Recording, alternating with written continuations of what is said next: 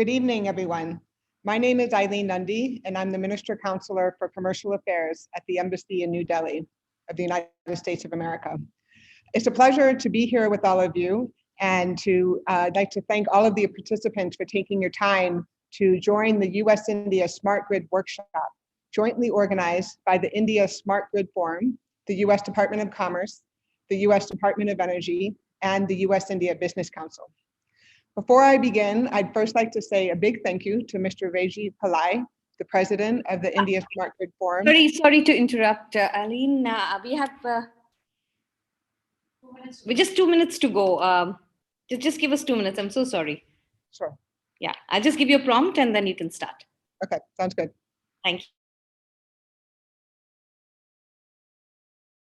you. So we will do the introduction at our end, and then we will invite you, if that is okay. Yeah. Sounds good. Thank you. Thank you. Okay. Let's start.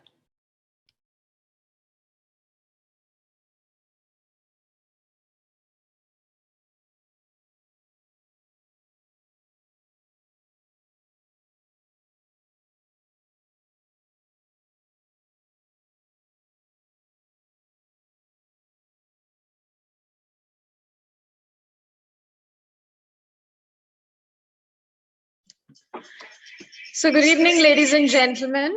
I welcome you to this 7th US-India Smart Grid Workshop in partnership with US Commercial Services, US Department of Energy, and USIBC.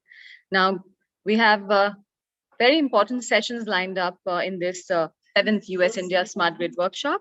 But we will begin with an inaugural session, and gracing the inaugural session are Mr. Arun Mishra, Director, National Smart Grid Mission, Miss Eileen Nundy, Minister, Counselor for Commercial Affairs, Embassy of United States of America, and Mr. Alexander Slater, Deputy Managing Director, US-India Business Council, India. A very warm welcome to the esteemed dignitaries gracing this inaugural session for the 7th US-India Smart Grid Workshop. Now, let me begin by introducing our speakers briefly. We have with us Ms. Eileen Nundy. And she assumed the position of Senior Commercial Officer in India in December 2018 after serving as Deputy Senior Commercial Officer for over a year. In this capacity, she manages Commerce's 7 offices throughout the country with a staff of 70 people, including colleagues from the US Patent and Trademark Office, the Bureau of Industry and Security, and the US Trade and Development Agency, and oversees US commercial policy engagements with the Government of India. Ms. Nundy has extensive India expertise with previous stints as Principal Commercial Officer in Kolkata and Chennai. Throughout her 3 India assignments, she has overseen State Department partnership post operations with Bangladesh, Sri Lanka, and Nepal to help US companies throughout South Asia. Welcome, ma'am.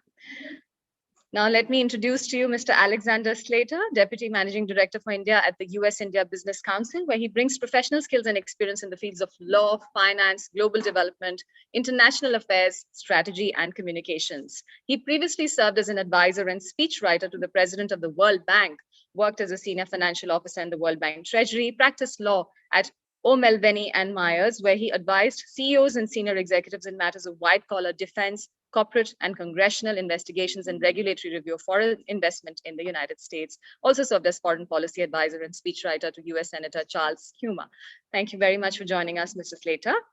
Let me go on to introducing, ladies and gentlemen, Mr. Arun Kumar Mishra, the director, NPMU, who NPMU established as part of National Smart Grid Mission, as a matter of fact, Ministry of Power, Government of India since April 2017. He's the director for the National Smart Grid Mission.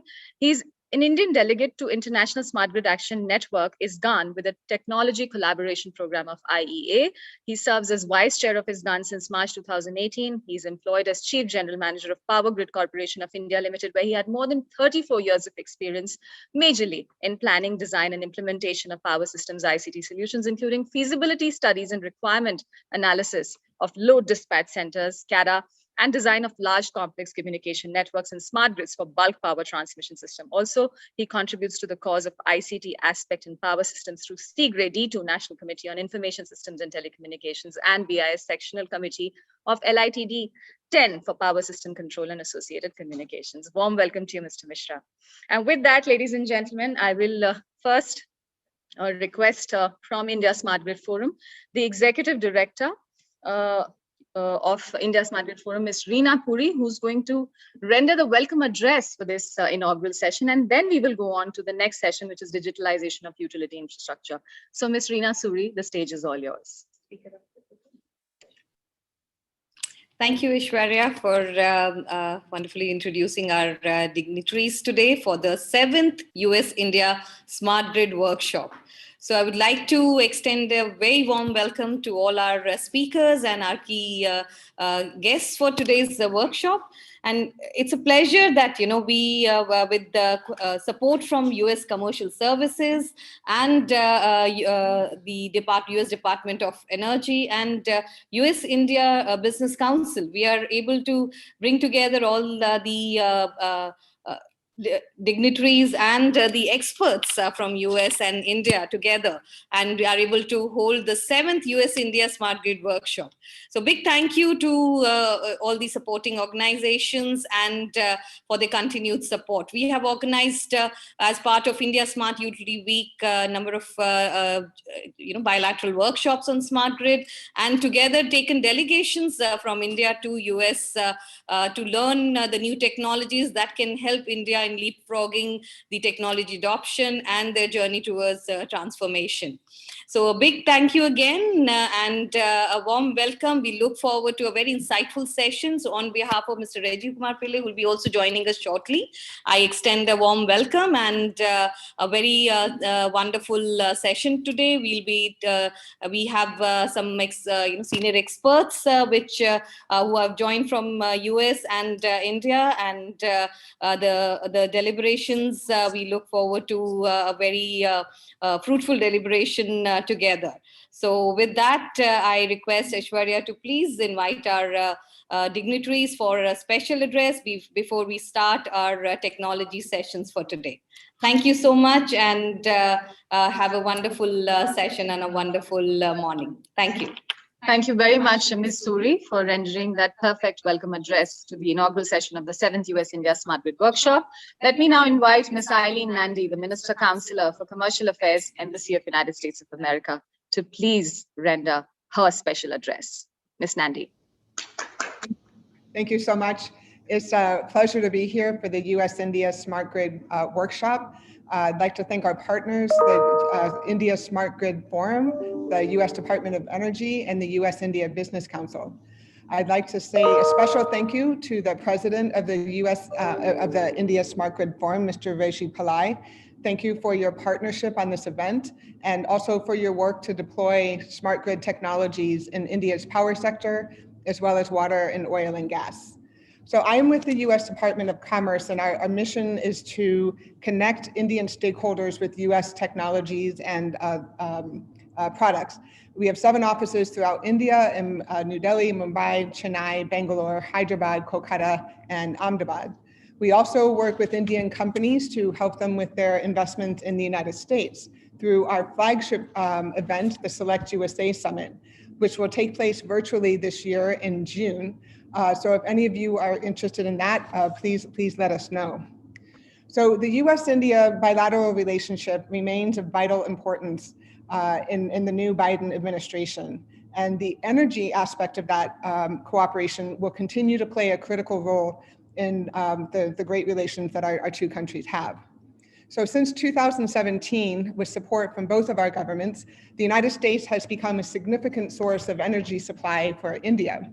Of the $34.4 billion in merchandise exports to India from the United States in 2019, over $8 billion were in energy, which accounts for about 15% of our total global energy exports that year.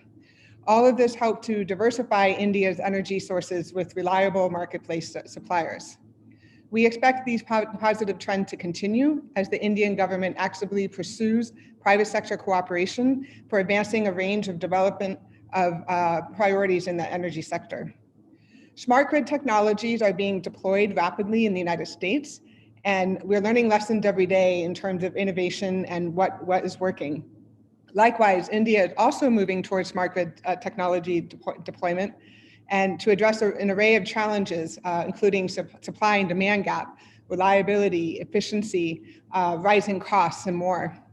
The government decisions to replace 250 million conventional meters to smart meters is a step in this direction. US innovation can and is eager to support India's economic transformation. And through workshops like we have today, our goal is to continue to facilitate peer-to-peer exchanges to foster collaboration and sharing of best practices. The first session of today's workshop, led by USIBC, will focus on the digitalization of assets and processes in the energy and infrastructure sector. The subject has gained importance in this era, COVID era that we have, and because we have to limit the person-to-person interactions in this sector and around the world. The second session, led by the US Department of Energy, will focus on smart technologies for a clean energy future. This is a very important topic for all of us, and considering India's commitment on the emission reduction and climate change. I wish all of you panelists a great success today. I look forward to a very robust exchange of ideas. And our goal is not only to draw upon the expertise of the speakers, but also to collectively, all the participants, hopefully we can find a way to engage. And I look forward to the rest of the presentation, and thank you so much for having me. Thank you very much indeed, ma'am. And now let me, ladies and gentlemen, take the privilege of inviting to speak Mr. Alexander Slater, the Deputy Managing Director for US-India Business Council, India. Sir, may I request you to please render your special address. Let's welcome him, Mr. Alexander Slater. Thank you very much for having me here today. As always, Eileen is a tough act to follow. To start, I'd like to thank the organizers of Smart Utility Week, our partners at the Department of Energy and the Department of Commerce for working with us to organize today's important workshop. Reggie Kumar and Rina Suri, we're grateful to be able to support the important work that the Smart Grid Forum does year in and year out. So thank you once again for including us. I attended last year's meetings in person, and it's very good to see that the pandemic has not stood in the way of the important work that you all do. Eileen, Renee, Mahmoud, you're all wonderful partners at the U.S. Embassy, and day in, day out, you drive the work that we do to promote U.S.-India industry collaborations to help promote sustainable growth and job creation in India. I'm also grateful to my colleague Raghavendra for his hard work in organizing USIBC's role in today's event. I'm going to keep my remarks short today, given that the real work to be done is among experts. I'll say this, that a few weeks ago, I had the privilege of speaking at Terry's World Sustainable Development Summit to share industry's perspective on efforts to tackle climate change. I'll say here what I did there.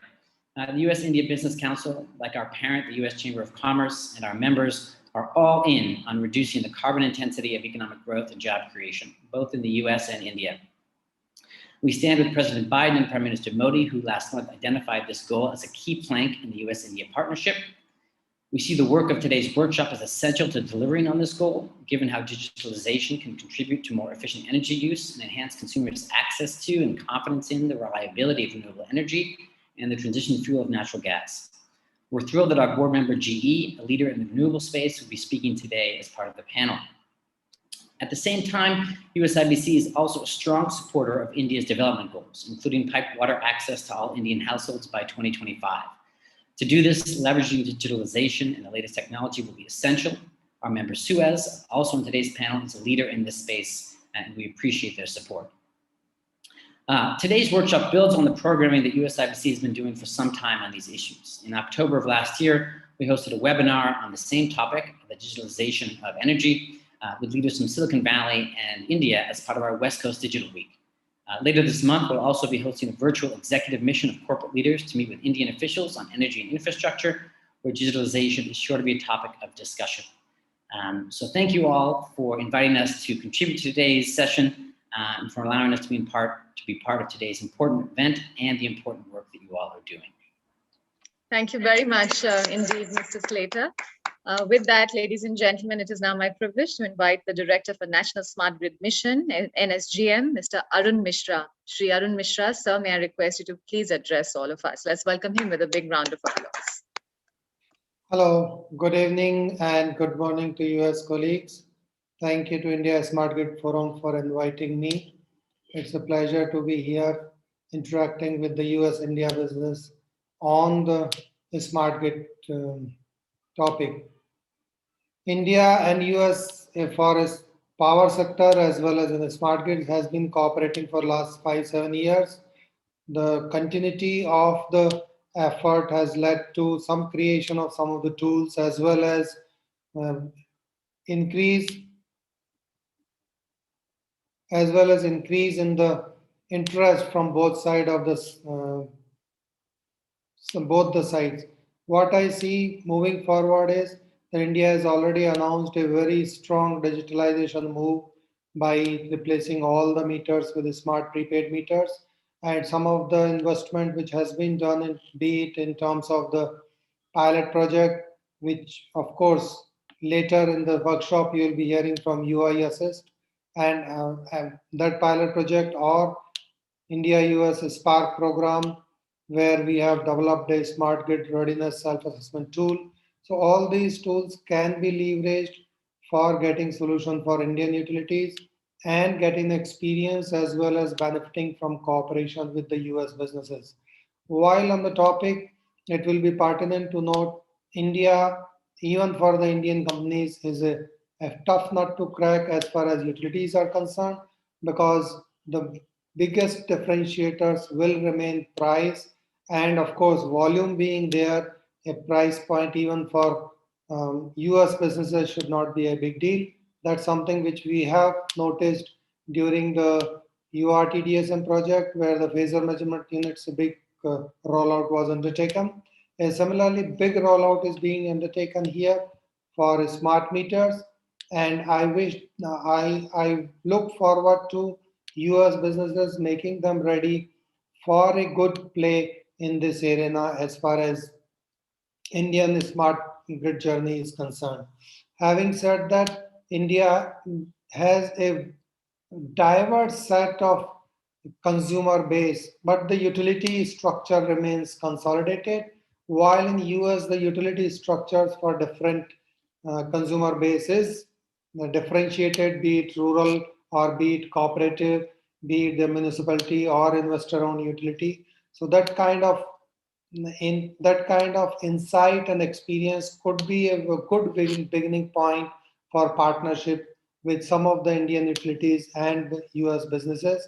And India is taking lead in setting up a smart grid knowledge center with help of USAID, where this kind of twinning arrangement will be done, and it will take form in terms of innovation center as well as incubation center.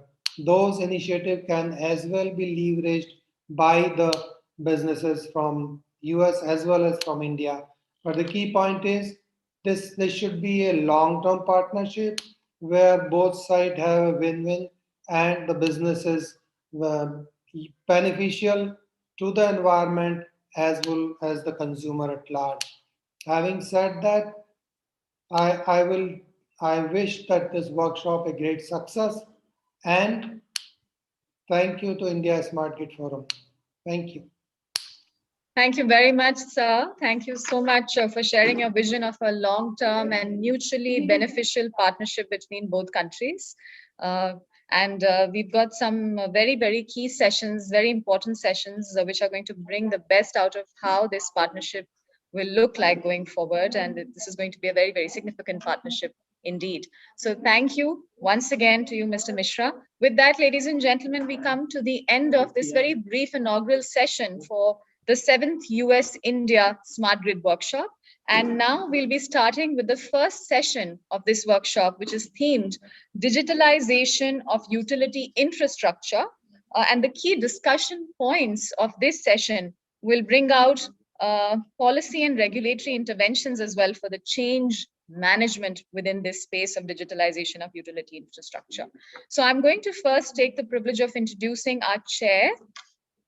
We have in our midst Shri Ghansham Prasad, who is the Joint Secretary, Ministry of Power, Government of India. He also works as Chief Engineer in the Ministry of Power. His present assignment is reforms and restructuring and grid operation and monitoring, and he's responsible for the amendment of Electricity Act, tariff policy, bidding guidelines for solar and wind, etc. Prior to this, he worked as Chief Engineer Distribution in Central Electricity Authority and Director Transmission and OM in Ministry of Power. He has experience in the areas of power system operation at regional load dispatch centers, long-term generation planning, performance monitoring of all power stations. He's held several significant profiles and portfolios in his position. A warm welcome to you, Shri Ghanshyam Prasad. Let's go on to introducing our moderator, Shri Anant Venkateshwaran, Director of ISGF Masterclasses. He's an experienced industry professional with over 2 decades of international experience in business, financial, regulatory, policy, operations, and technology aspects of the energy and utility sector. He serves on several technical standards, advisory, and tutorial committees, and is a teacher, presenter, panelist, moderator, speaker at international venues, just to say a very little about him. Welcome, Mr. Anant Venkateshwaran, yet again.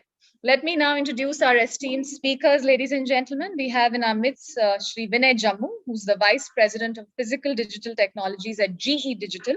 He comes armed with 24 years of experience in research and development and General Electric's Global Research and Digital Division in building digital twins for predictive and prescriptive analytics for energy and transportation sector. He has expertise in gas, steam, wind turbines, jet engines, and reciprocating engines with specialization in prognostics and health management technologies. A warm welcome to you, Shri Jammu. Let me welcome now Shri Ashish Aneja, who's a digital leader with Suez Water Technologies.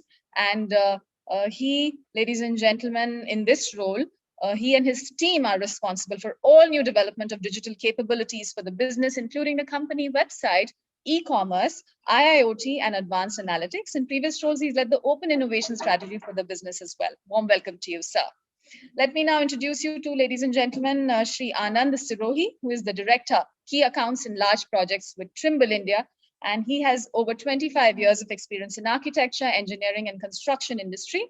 After completing his MTech from IIT Kanpur, he's worked for Campsax and Bentley Systems and Autodesk in different capacities. He's also supported large customers in delivering some iconic infrastructure projects in India. Warm welcome, Mr. Sirohi. Let me now introduce you to, ladies and gentlemen, Mr. Rishi Goyal, who's the General Manager of BSES Rajdhani. Comes armed with over 20 years of experience in delivery of turnkey solutions for advanced metering, remote metering solutions, home automation, integration of various applications, and continuous improvement in program delivery, management of globally located cross-functional teams with timely and cost-effective deliveries for products, services, and solutions. Warm welcome, Mr. Goyal. With that, ladies and gentlemen, the eminent panel is all set and ready here with us. May I please give away the proceedings to our moderator, Mr. Anand Venkateshwaran. Shri Venkateshwaran, I request you to kindly take it away. Thank you so much. Aishwarya, can you hear me? Yes, sir. Very good. Thank you so much.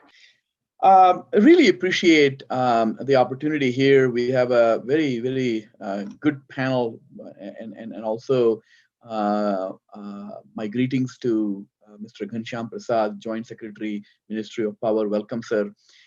Look, I think Aishwarya described the session and digitalization and what it is about.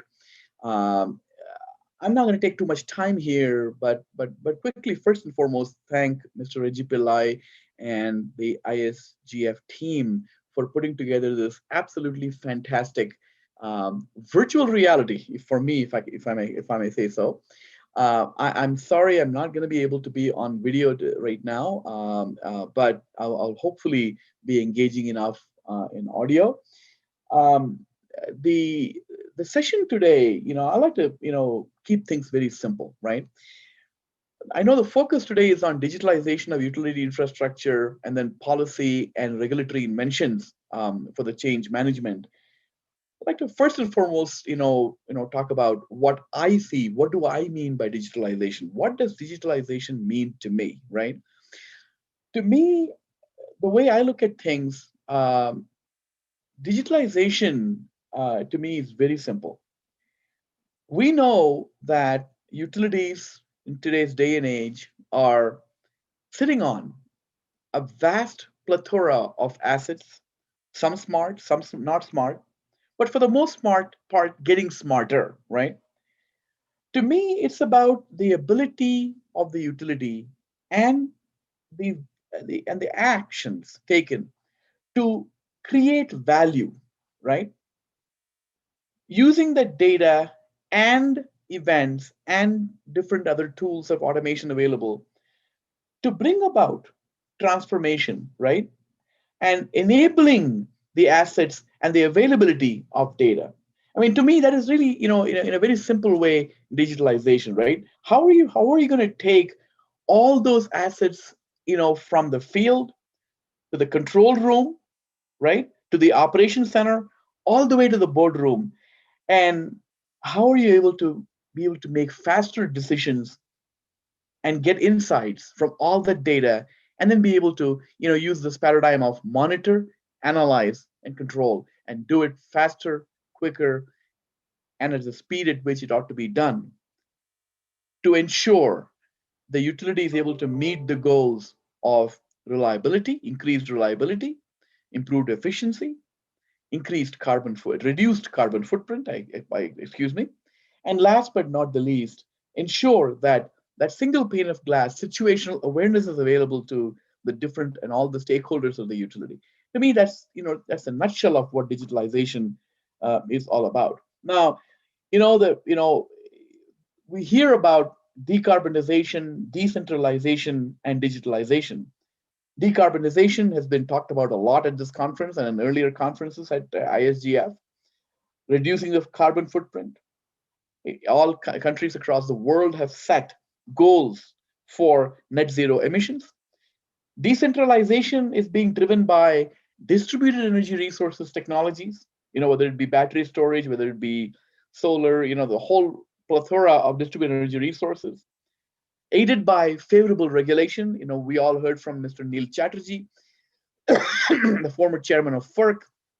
Here, the FERC regulatory board here, the commission has been able to establish the FERC 2222, which can enable the participation of distributed energy resources in North America, and also address the resiliency needs and hardening needs, right? Primarily resiliency more than hardening. But decarbonization and decentralization are enabled by digitalization. Because with the increasing plethora of smart assets, utilities have deployed IoTs and IIoT technologies, and they keep on planning to investing more and more in this space over time. So with that, I will stop, and I would like to hand over the baton to our esteemed chair of the session, Mr. Prasad. Mr. Prasad, if you would please provide your thoughts and ideas, and then I ask, the way we're going to do this is I'm going to ask every session. Mr. Prasad, I'm not going to put the time frame strict time frame on you. We want to hear your thoughts and ideas first, and then we will also ask you to close the session in the end. And then I will ask the panelists to limit it to 5 minutes per person, and hopefully, we can summarize at the end of the session. Thank you so much, Mr. Prasad. Please take it away. Thank you, Anand. I think though officially I have been designated as chair, but I'll request Anand, you to take over after I speak, because I'll be slightly off and on from here, because I'm likely to have a short meeting with the Honorable Minister, for which I am waiting for. Sure. So I think you rightly summed up with a lot of insight and trying to define what digital world is all about. And I think we are all lost, probably. We try to, if you ask different people will define it in a different manner. But of late, what I have seen is, particularly if I take it to the power sector, particularly, power sector without a digital world probably cannot survive. And it is very, very important how we manage the power sector with greater intervention from the digital. You can name anything. You can name IoT. You can name any kind of technology which is coming and going. And most important, what I see is probably, of course, everybody curses COVID-19. But if you see the digital side of it, I think it made us all realize that there are so many things which can be done and through a virtual mode. And that is how we are connected today as well. And in office, in other areas, we have seen that we used to waste a lot of time traveling from one place to the other. And probably now we are utilizing our precious time, which God has given to us, in some fruitful work through a virtual or a digital mode, what I'll say. Coming back to the benefits out of it is, I'll add one more definition to what Anand has said, is I look at it as the ease of doing business. I mean, everybody wants that there has to be some kind of transparency. Data should be available to me whenever I would like to take a decision, whether in terms of a grid control, or whether I am planning for future, or when I am trying to take a decision to have something or the other. At that time, I do require these informations, and these informations do come digitally. And if it is not put in proper shape, properly analyzed, properly put forth in terms of the MIS, probably I mean, we will not be able to take a good policy decisions going forward. A lot of things are happening, a lot of disruptions are happening in the industry right now, in the power sector particularly. If I see my own days of college, we had learned about the rotating machines, and we were happy that, yes, I know everything what I've been taught in IITs. But going forward now, if I look back, I see that, okay, whatever I had been taught there is no more valid. The way we are going towards renewables, RE, solar, wind, or any other such technology, or even going towards storage, battery storage, or could be leading to any kind of, say, could be hydrogen as well. So all these technologies have a different ball game altogether, with different kind of things. And managing these technology is much more challenging than what we used to manage a little 5, 6, 7 years back. Of course, so far, most of the countries, we are still having a mix of fossil and non-fossil fuels. And particularly going forward, the moment we go for further integration of renewables into the grid, more and more difficulty level will increase. What we always keep on telling to a student, that as you go along higher the ladder, probably the difficulty level of the questions will also keep on going higher. And that is what we see right now, the difficulty level of the problems being posed to the grid operators, who is day in and day out, and each moment they are dependent on the digital technology. Particularly in the event of the characteristic of these technology, particularly solar, wind, and the kind of variations it is having. And if it is not properly managed in a smallest time frame, with accuracy that is required, probably the things will not proceed further. So to this extent, I see the intervention of digital technology, even to a nanosecond. When I go to the phasor measurement unit, I think we go up to even the nanoseconds. So that's the kind of level of recordings that is required. And these can be possible if and only if we have a proper digitization of the system. Coming back to Indian conditions, and since I see a lot of industry also here, I'd like to only inform that we are committed to this activity particularly. And as we right now operate one of the largest synchronous grid in the world, I mean, we cannot take any chance, and this is the only way we have to go forward in this. So far we had been having the SCADA system up to the transmission level, but going forward, we have a lot of opportunities in the distribution sector. And if you all are following the budget announcement, which was made on 1st of February, we had two key announcements that was made there, particularly with respect to power sector. One was reform linked distribution scheme, which is in the pipeline.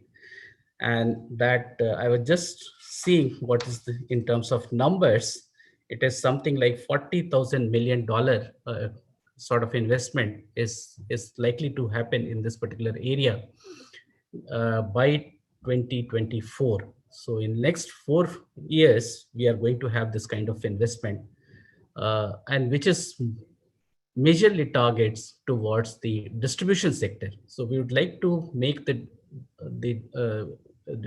distribution sector in India, which is a bit lacking as on date, to come up to these standards. Taking, I mean, clue from here, and even we want to have some kind of structural changes as well, and we are going to bring some kind of a ease of doing business in distribution sector, as well as we are in the process of delicensing the distribution sector. That way, the other companies can also start operating in the same area of supply. So this is an innovative model that we have thought. It's nowhere operating in the world so far, particularly the D-license. Nowhere we have a D-license distribution business. But we would like to open it up the way we did for the generation in 2003 by way of policies. A good lot of opportunities waiting in queue for all the youngsters, all the people who wants to innovate, who wants to have a dream of digital India, or and going forward. So I'll stop here because a lot of others people also like to speak on these topics, because there are so many things that is in the pipeline. But I'll stop here and I'll request Anand to take over. Thank you so much, Mr. Prasad, for providing those insights. You know, I was touched by a couple of things. You talked about this ease of doing business, and I think that's a very valid thing. But the second thing that made me extremely happy was that you talked about IIT, and you talked about rotating machineries. I did not go to IIT. I didn't get through the entrance examination, but I also learned rotating machinery. So it makes me feel good. So thank you for making my day today. But that's good. It's one of the best schools in India. So really appreciate your insights and input there. Yeah, I think you made a very interesting point about distribution sector and you know, to a lot, if not just India, right, across the world in different levels. Lot of investments have been made in transmission and generation transmission, of course, you know, it's a given, right? But the distribution side, it's been a black box. Distribution planning has been a black box, right? Transmission planning is so much more transparent. And distribution operations, like the penetration of telemetry in distribution operations, you know, the distribution side is also relatively lower compared to the, you know, what you see in transmission. So I look forward to you know, learning more about the investments and the kind of investments. I think I'd like to just say one word before I switch my hand over to my good friend from JA. Look, you know, this is an area where everybody has to play a role. Like in the classic utility, I call it the utility ecosystem, right? There is the vendors who play a very important role, because whether it be all the enabling tools, right, and then the value added that's built on top of that, like the wireless, whether it be AI, machine learning, whether it be digital twin, whether it be blockchain, whether it be augmented reality, virtual reality. You talked about the impact of COVID and how augmented reality and virtual reality has taken off in much more powerful way in operations and daily life of the worker, remote locations, remote substations today than before. That's the first thing. But there's also the role played by policymakers and governments, you know, in enabling and putting in place policies that enables the utilities to have new business processes and new models. Of course, there is the whole digitalized operations and the business that the utilities themselves have to undertake. So I think the transformation continues from merely monitoring through managing and optimizing, you know, as you go further and further higher up the food chain to do automating and automating more and more, the value that you get increases considerably. But it comes with investment. So it's very heartening to see that you're looking at some major investment. So thank you so much, Mr. Prasad. Our next speaker is from GE, my former company, Mr. Vinay Jammu, VP of Physical Digital Technologies for GE Digital. Mr. Jammu, please take it away. And as I requested, 5 minutes if you don't mind, and then we can always extend it if the need be. Thank you so much.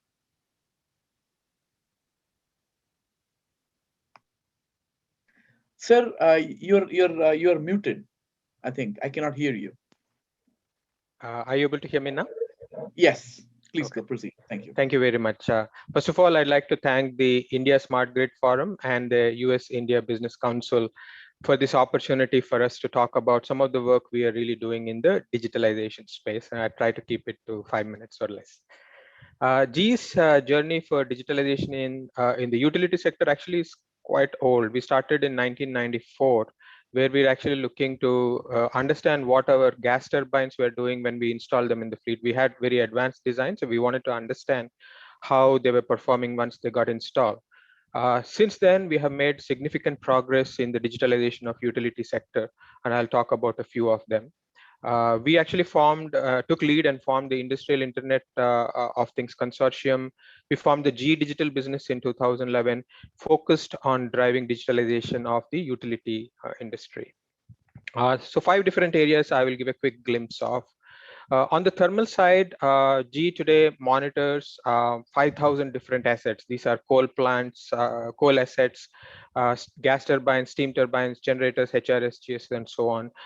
These are connected to about 750 plants in 69 different countries. So we collect data continuously from these plants. We run more than 250 analytics every day, every minute.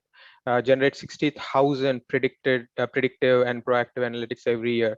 And these are continuously and simultaneously being communicated to the plant operators and our customers who use these kinds of information to better manage outages, better manage operations of the plant. So quite extensive capability we have in the thermal side. On the renewable side, GE today, again, has extensive capability. We have close to 10,000 plus wind turbines that we monitor around the world. We have capabilities here in India also for monitoring the Asia Pacific region wind turbines. We have 70 gigawatts of installed capacity that is continuously streaming data from all over the world running through analytics. And we have both ability to remotely provide advices and also remotely control these wind turbines. As you know, the wind turbines are spread in a remote regions, so sending a field person there can be quite difficult. So we are able to do certain actions remotely to make sure that the wind turbines are up and running. Our goal here is to resolve issues in minutes, whereas it would take previously hours to days, and at the same time improve performance by several percentage points and reduce cost. The third area where we have extensive capability is the grid itself. GE Digital Business has a grid software business unit, which actually provides extensive software. On the asset management side, we monitor multiple assets like circuit breakers, substation, and so on and so forth. We have products in APM, Asset Performance Management, and GIS, Global Geospatial Information Systems. Transmission sides, EMS capability, energy management system capabilities. And then we also have wide area management capability. On the distribution side, we have advanced distribution management software.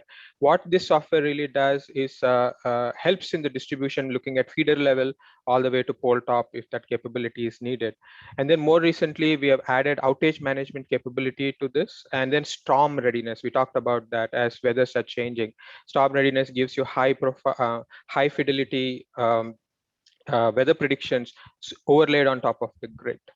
And then in addition, we are also working on latest technologies using AI for vegetation management, like which are the grid, where grid and lines are getting interrupted with vegetation, and then how to address that using remote satellite images and so on.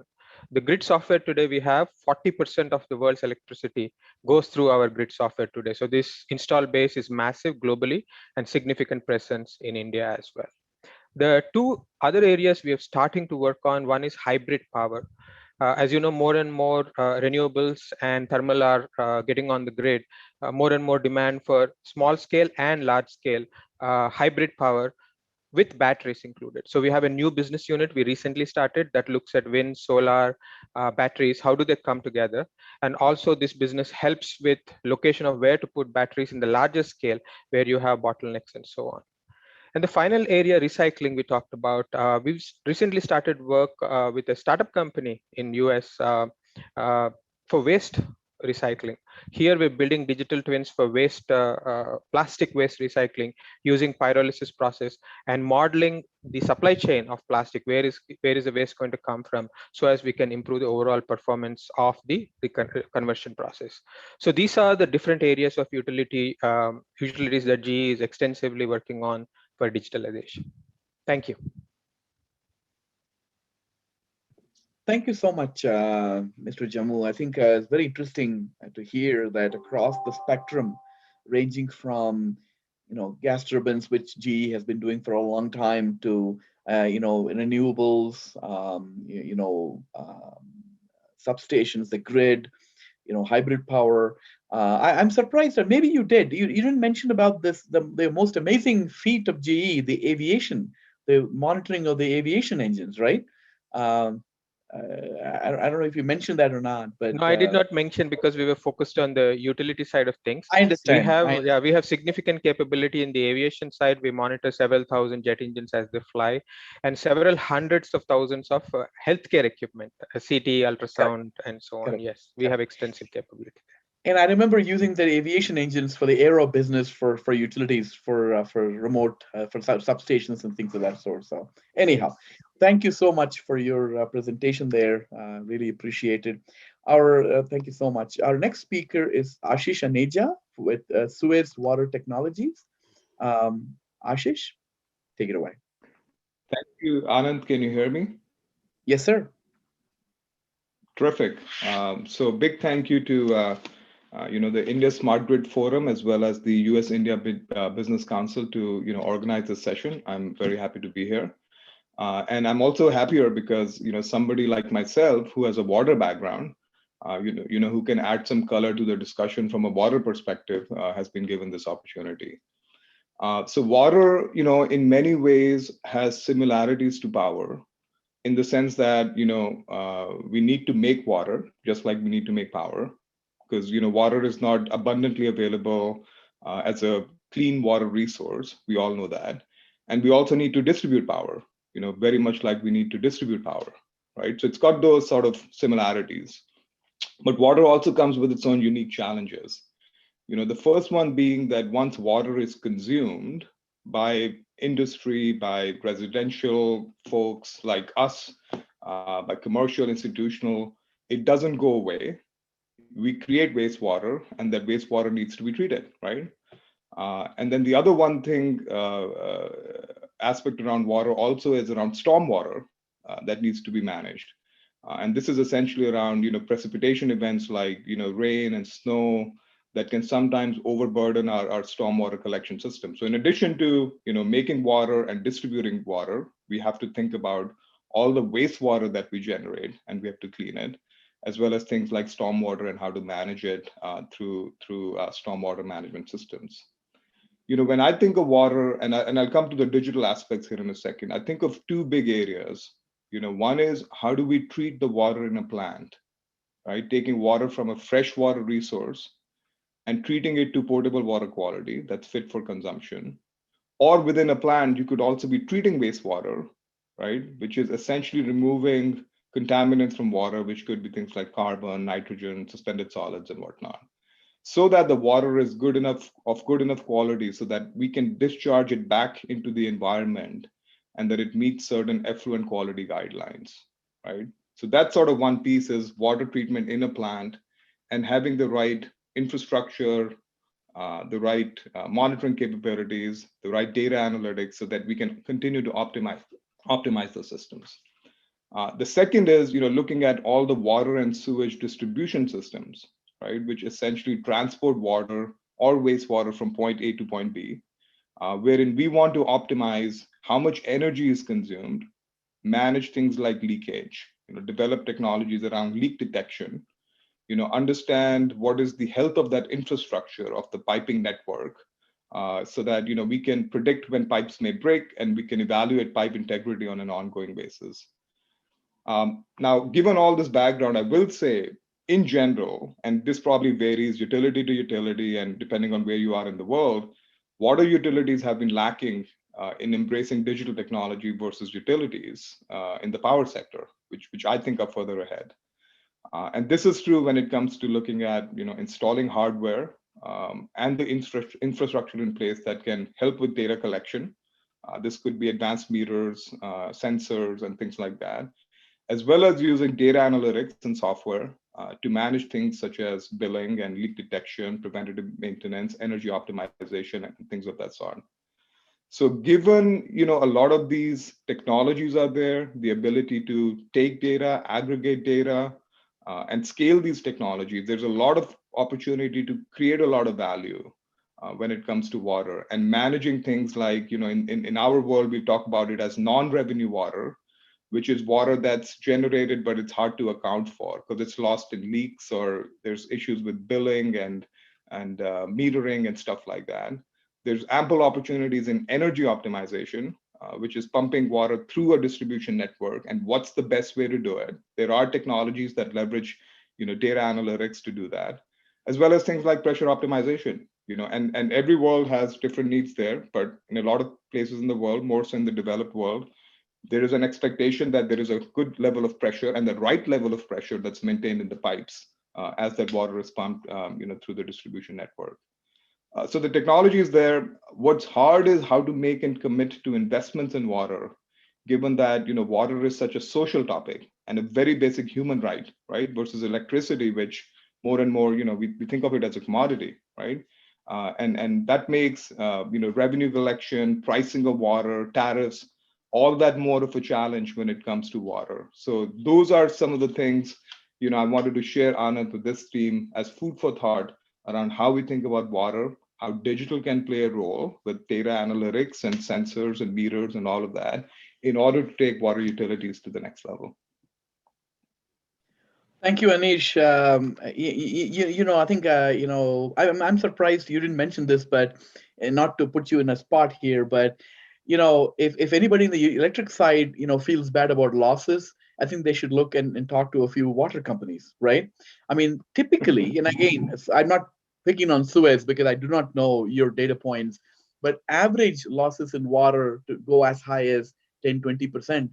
Is not totally unheard of and unknown because of the nature of the beast, right? You got pipes that have been underground for months and years, and so when it comes to loss detection, you talked about leak detection, losses, how to manage losses. This is an area where digitalization and fleet analytics, the whole monitoring, sensing, analysis part can actually help in a big way, isn't it? Absolutely, Anand. I think there's ample opportunity. And you're right, depending on where you are in the world, leak detection and non-revenue water can change anywhere from 5 to 10% to as high as 50%. So there's a lot of opportunity as we think about managing that piece. Very good. Thank you so much, Ashish. Really appreciate your insights there. Our next speaker is... Thank you. Thank you so much. Our next speaker is Hasid Kaji, Chief Digital Information Officer for Tata Power. Mr. Kaji, I think we have met before, but if you're here. So, Mr. Kaji, I'm sorry to interject. Mr. Kaji is not attending because of some important appointment. We have to go to Mr. Sirohi, sir. No problem. Thank you so much. Thank you, sir. Thank you so much. Our next speaker is Mr. Anand Sirohi, Director for Key Accounts and Large Projects with Trimble, India. And to make you feel better, Anand, I'm based in Denver, Colorado, and Trimble may know a thing or two about Denver, Colorado. Thank you so much. Anand, please take it away. Absolutely. Absolutely. Great. My pleasure, to be on this session. And Anand, great that you mentioned that you are in Denver, Colorado, because our head office is there. And is my screen visible? Yes. Yes. Okay. So I think this is the perfect setting for me to use my 5 minutes, because what Ashish, I would start from where Ashish left. He spoke about data analytics, sensing, sensors, and you spoke on few things, and I will use some of the things that Trimble does to take this discussion forward.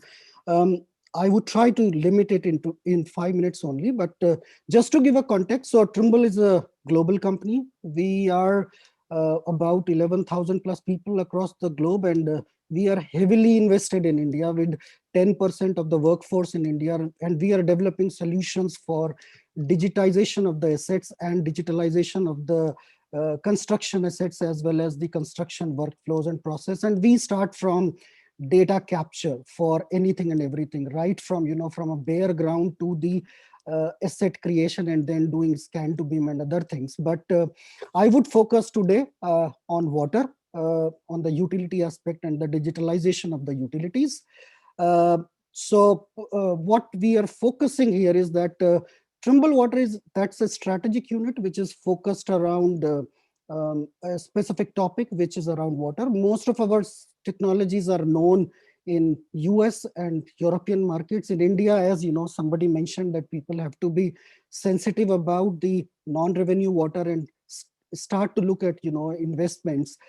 We are the market leaders in the IoT, and we took a leapfrog by investing in Telog sensors. Some of you would be knowing. So those are the battery operated remote telemetric unit sensors, and they have the ability to tap the data from any of the measuring devices that you put on your network. So starting from asset capture, asset acquisition, and taking it forward to the management of the assets and management of the workflows to operate and maintain your networks, and finally integrating this process. That is what Trimble does, and I would try to cover in this next 2-3 minutes on that. So in this session, so what we are focused around is improving the asset management, and as I said, we have the ability to capture any asset with the precision location.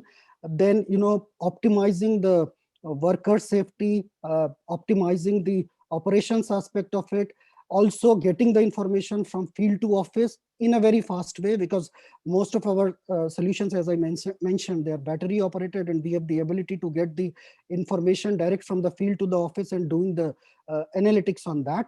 So some of the other things that you can read here, but what I would focus on 3 aspects. So mapping and the asset management, which we have the ability, and then we have the ability to use this information using the web or through the cloud platform. Then if anybody is having the GIS layer, we would be able to use this into a mobile environment, into a mobility platform. And then the next aspect is putting these sensors, the IoT sensors on your existing measurement devices, and getting this information directly from the field to office and doing the analytics on this. One of the topics that was discussed a couple of times was the leak detection. So we have the ability to use both pressure drop technology as well as the acoustics. So Trimble is working in a very focused manner on this aspect. So net, this is cloud platform which I was talking about. If you have a GIS layer, and this is very much workable in various parts of the world, but try to position it into the Indian market. What we see, although everybody says we have a GIS data, we have a GIS layer, but ultimately when we try to use that GIS data, somewhere we feel that it is not complete in nature. And taking a step back, I would say if the GIS layer is existing, we have the solution called Trimble Unity, which would be able to take the data from your GIS layer, doing the complete analytics in the cloud environment, and ability to give you, manage your utilities in the smarter way and improve your business processes. So the 3 things which I said, and this summarizes very much capturing of the information with the equipments that we manufacture, GPS devices or the handheld devices, where we can integrate the specific forms. So where you have the position with the GPS, and then you have the basic assets which can be captured, putting the digital forms around that, then work management and mobility, and then IoT and remote sensing, and then combining it with the existing solutions which are there in terms of the asset management, asset performance management, which any utility may have. So net, I would say these are the main things that we do. And some of the next, 2-3 slides, which I would just browse, they are only telling, in what way we are doing in the cloud platform, how we are linking various systems which are available. So they can keep on working with the SCADA. Many times difficult to adopt, deploy, and it is most of the times it is electricity operated, and it takes a lot of time. What we say, in some part you can have a combination of SCADA and the RTUs, but even if the SCADA is not there, SCADA, the advantage is you have bi-directional things, that you can get the data from the field and then you can make the decisions and give the command sitting in your control center. In RTU, you have to do is that the only difference would be you can still get the data from the field doing the analytics, and then you have to make a manual intervention in terms of telling your workforce through the field solutions on the mobile to take the action. So that's the faster way of doing these things. So some of the examples which I just mentioned in detail is about high accuracy mapping, the tools that we have, the solutions that we use in terms of the mapping and the other mobile applications that we do, workforce management by using the different tools that we manufacture and the cloud solution that we have. And this is wireless water monitoring in terms of the drinking water, and the same thing goes in the sewage also. So the system remains same, where we are able to monitor your pipe network, or even as simple as measuring the digital water from your wells and getting it into the real time from your wells. Because when we talk to people like Central Groundwater Board and others, I have clearly realized that while they say that we have these systems in place, but we are not able to get the data, and somewhere this L1 which comes into play, where the people are bringing some of the tools which are not actually working. And I have seen it in many cases where World Bank funded projects, and the funds have been utilized, but the people are still not able to get the data from the field to office. So with this I would stop, and then if you have some questions, I would be happy to answer those. Thank you so much, Anand. Really, you really appreciate your thoughts there. Our next two speakers are going to be from utilities and electric utilities. Our next speaker is Mr. Samantha, head of IT for T&D, Tata Power Company Limited. Mr. Samantha, can I? Mr. Venkateshwaran, can I just take the liberty of introducing him briefly? Please do. Thank you very much. So, ladies and gentlemen, we have with us Mr. S. Samantha. Like Sir said, he's the head of IT for T&D, Tata Power Company Limited. He's worked in two best utilities in India, CSC and TPDDL. He's also worked across the value chain of the utility business, that is power procurement activities, operation and maintenance, project activities, customer services, that is reading, billing, complaint management, and associated technologies like AMR, SCADA, automation, smart grid technologies, IT, etc. And now I hand it over to you, Mr. Santadyuti Samantha. Sir. Thank you. Thank you very much for the nice introduction. Yeah, we completely work on the utility part, but from Tata Power, which is a completely value chain integration in the power, right from the generation to the customer and the renewable as well.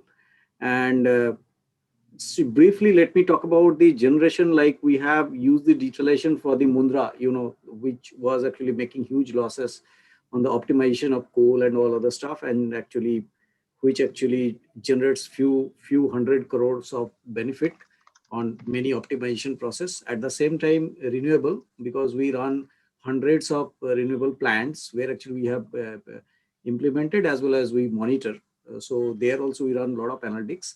As well as IoT sensors, and that is on the cloud, that is on the Azure.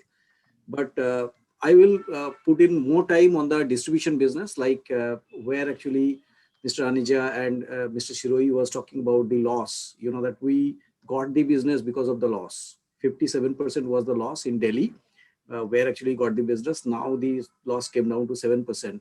And for that thing, definitely we actually deployed 2 rounds of technology roadmap, almost 10 years each. First round of digitalization was actually done long back in 2004-5 to 2012, when SCADA, substation automation, the communication, GIS, AMR, all other stuff were deployed along with the ERP. And in 2011-12, when we had deployed actually SAP ISU as well as OMS, then actually the IT-OT integration was in the need. This is probably the only utility so far I have seen where actually 100% stations are unmanned. We do not have any person in any of the substations. It is completely unmanned.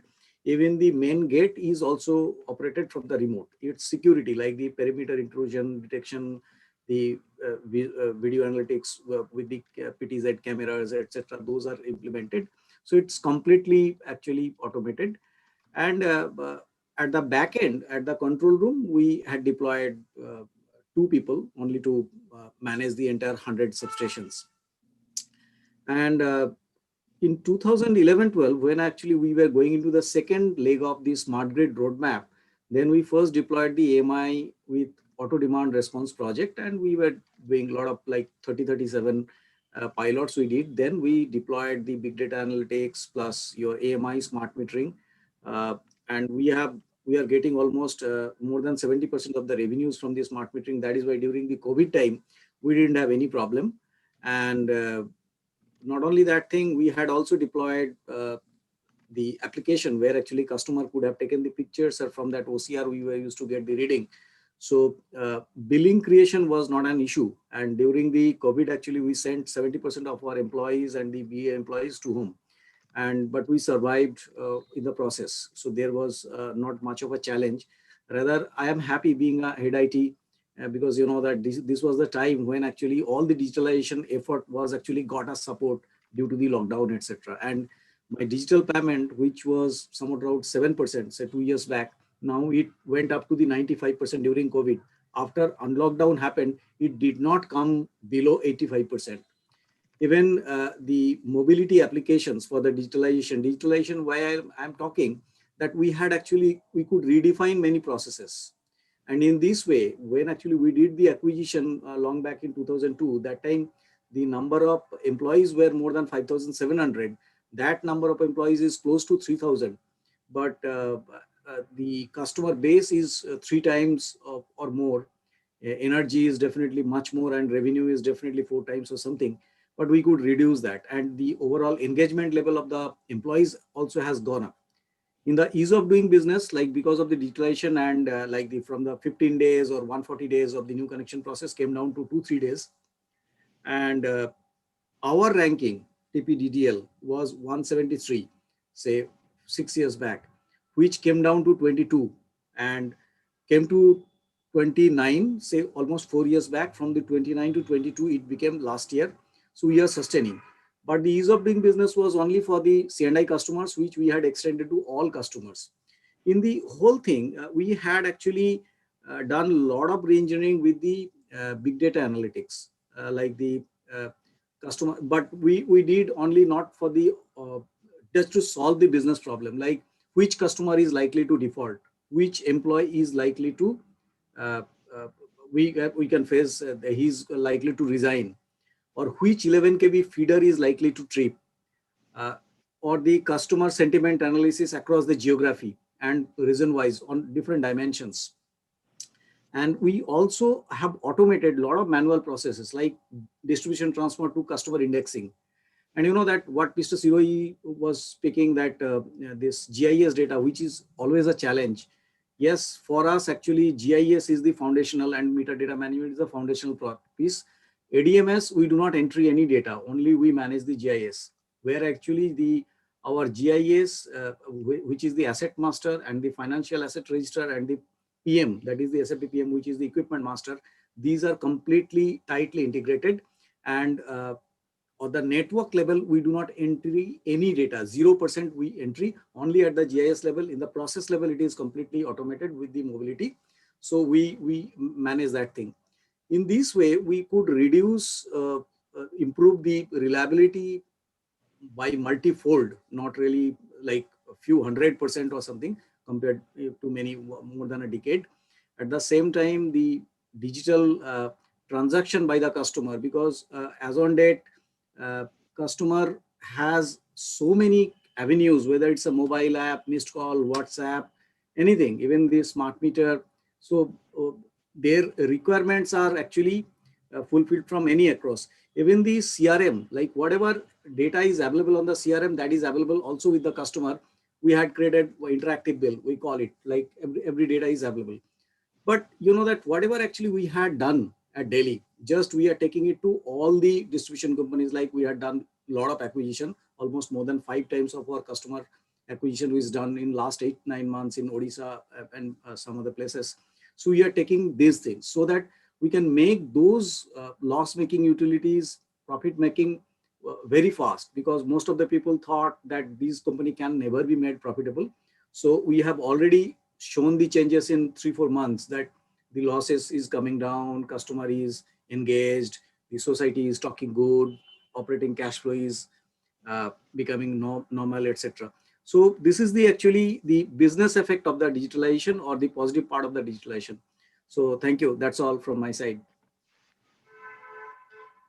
Thank you so much, Mr. Samantha. That was a very, very insightful presentation about, how much digitalization has helped lay the foundation for not only for improvements from a losses perspective, but also, when an unforeseen event like COVID hits you and hits you like a rock, right?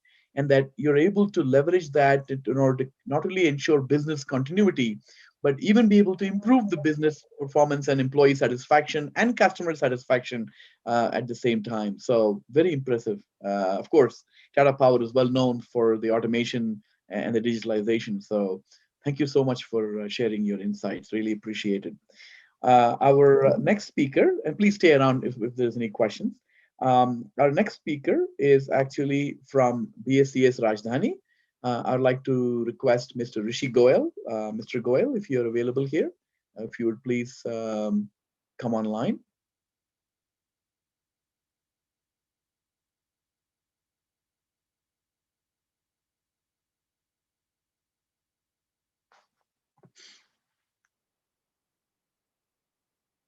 Mr. Goyal, if you're here, we cannot hear you.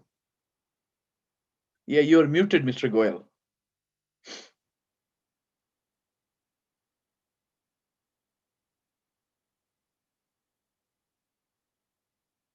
I'd like to ask Akshay if you can help out and reaching out to Mr. Goyal. There it is. Okay, very good.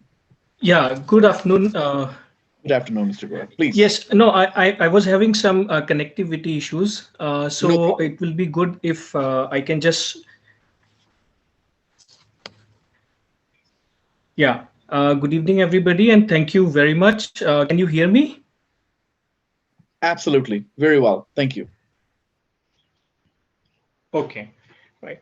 I'm having some connectivity issues here today. So probably I'll keep my video off. But just to, from the utilities perspective, I'll just give you a brief about BSCS Rajdhani. We are a company in Delhi with having approximately 2.5 million consumers spread across 750 square kilometers supplying electricity. And our losses are below approximately below 9%.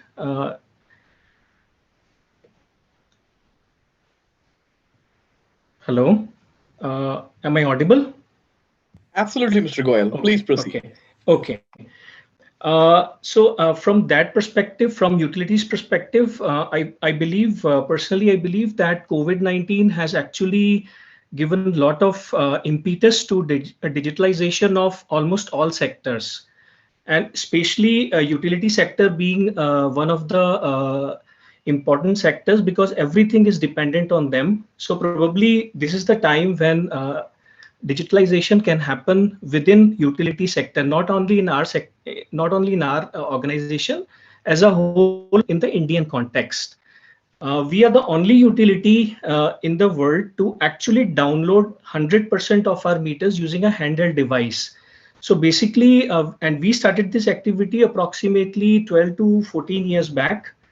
and it has taken time for us to evolve, but today we are downloading all the meters.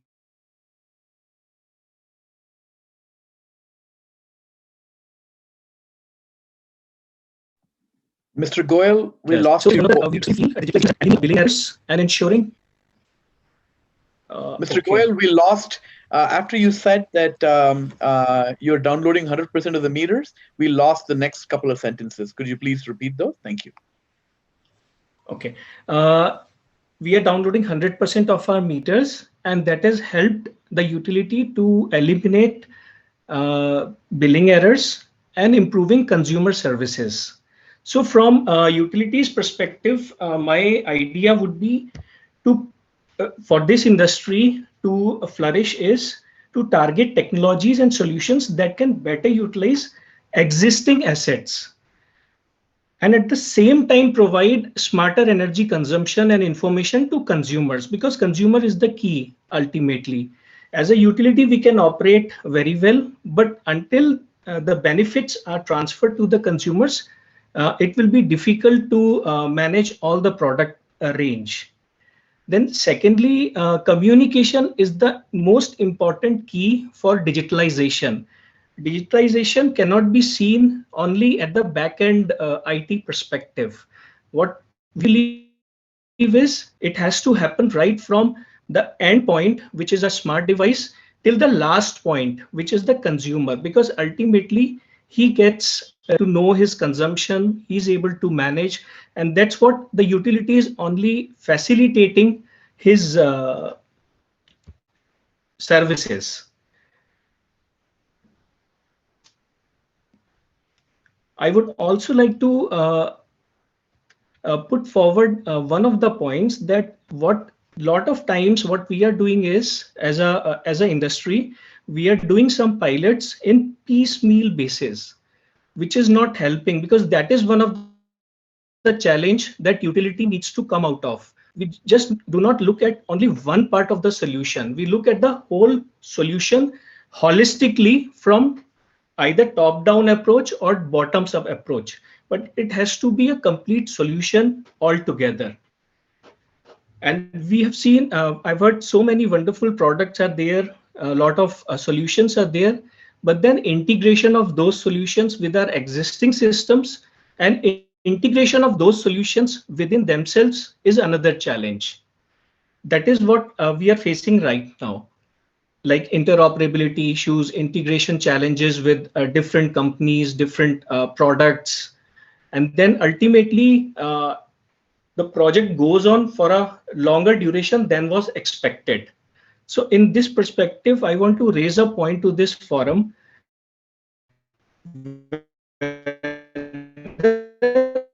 We can have something like integration as a service to be provided to the utilities in the same context as is being done for software as a service or metering as a service which is being provided.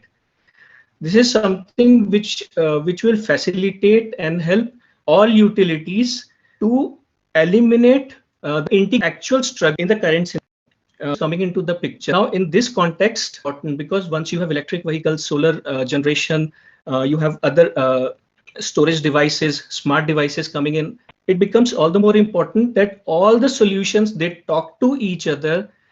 Data modeling is there, artificial intelligence, machine learning is utilized, and then only the important data is finally analyzed. It's not the amount of data which is being generated has to be managed. It is the ultimate solution for the utility which should come as a solution, not that the utility should get into it and then try and bring out what is feasible from that data. We expect the products and the solutions to throw the exact nature of issue that we are looking at, so that the services can be facilitated in future.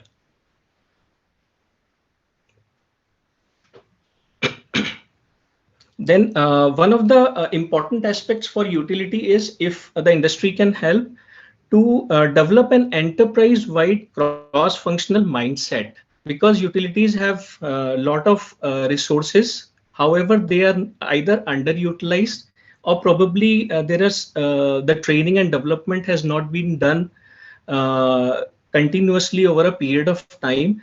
So they are unable to use the kind of products that are being introduced within the sector. From a regulatory perspective, we have encountered a couple of issues like what we are looking at is a smart meter, for example, but smart meter as a standalone solution will not help.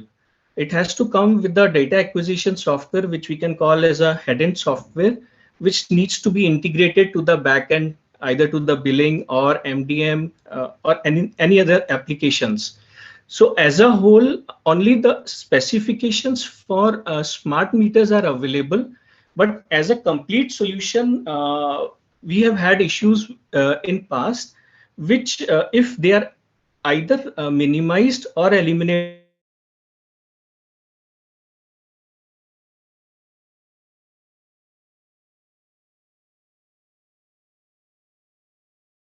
Mr. Goyal, we have lost you.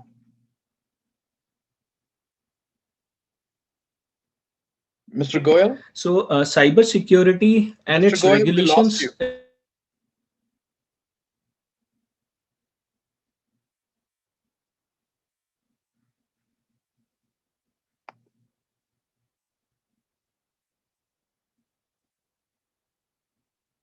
Okay, there seems to be some problem. We seem to have lost Mr. Goyal. And the data privacy points, privacy issues, as well as okay.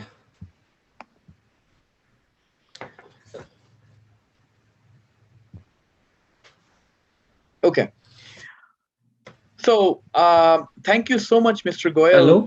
Hello. We lost the last part of what you said, but yeah, that's it. Yeah. Okay. No, thank you so much, Mr. Goyal. Please submit your comments for the record. I really appreciate the panel for providing some very insightful thoughts here.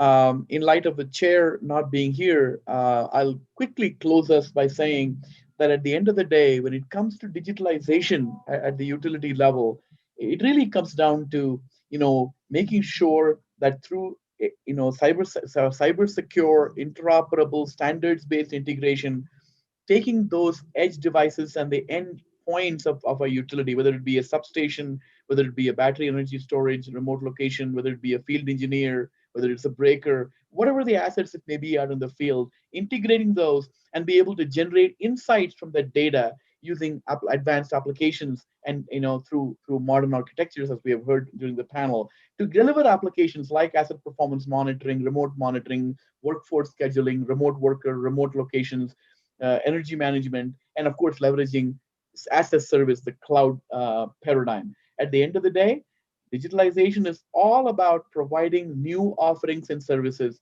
to unlock the business value, which is, and data being the most valuable asset the utility is sitting on, to be able to provide that value to the customers and engage and empower customers.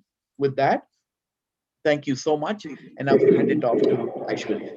Thank you very much, Mr. Venkateshwaran, for once again steering a wonderful session in the most exemplary manner. And thank you to the esteemed panelists for insights, and to our chair as well for a wonderful introductory remark. With that, ladies and gentlemen, we have to very quickly move on to the next session of this workshop, which is themed Smart Technologies for a Clean Energy Transition.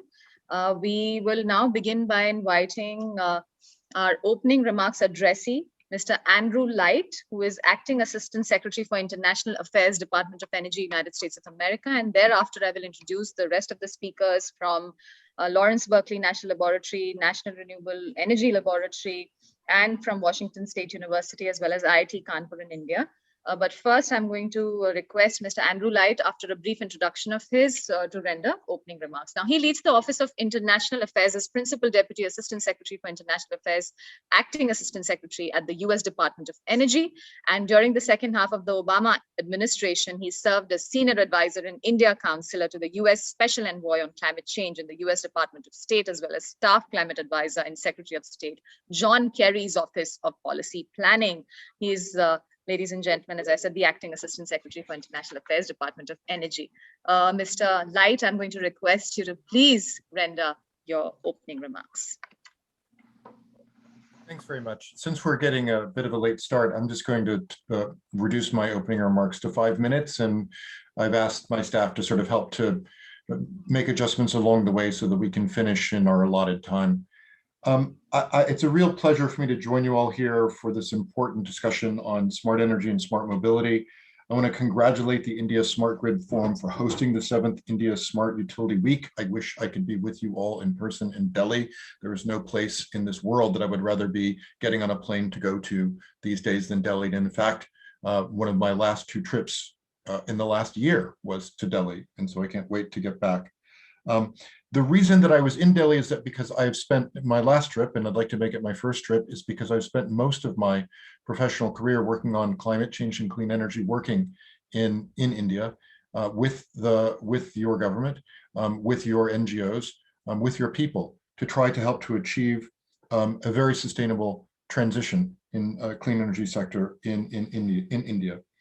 India has demonstrated tremendous success in bringing electricity to huge segments of the population over the last several years, and seen a massive growth in the renewable energy sector, which I think with what I would argue are the single biggest sectoral targets in clean energy in the world.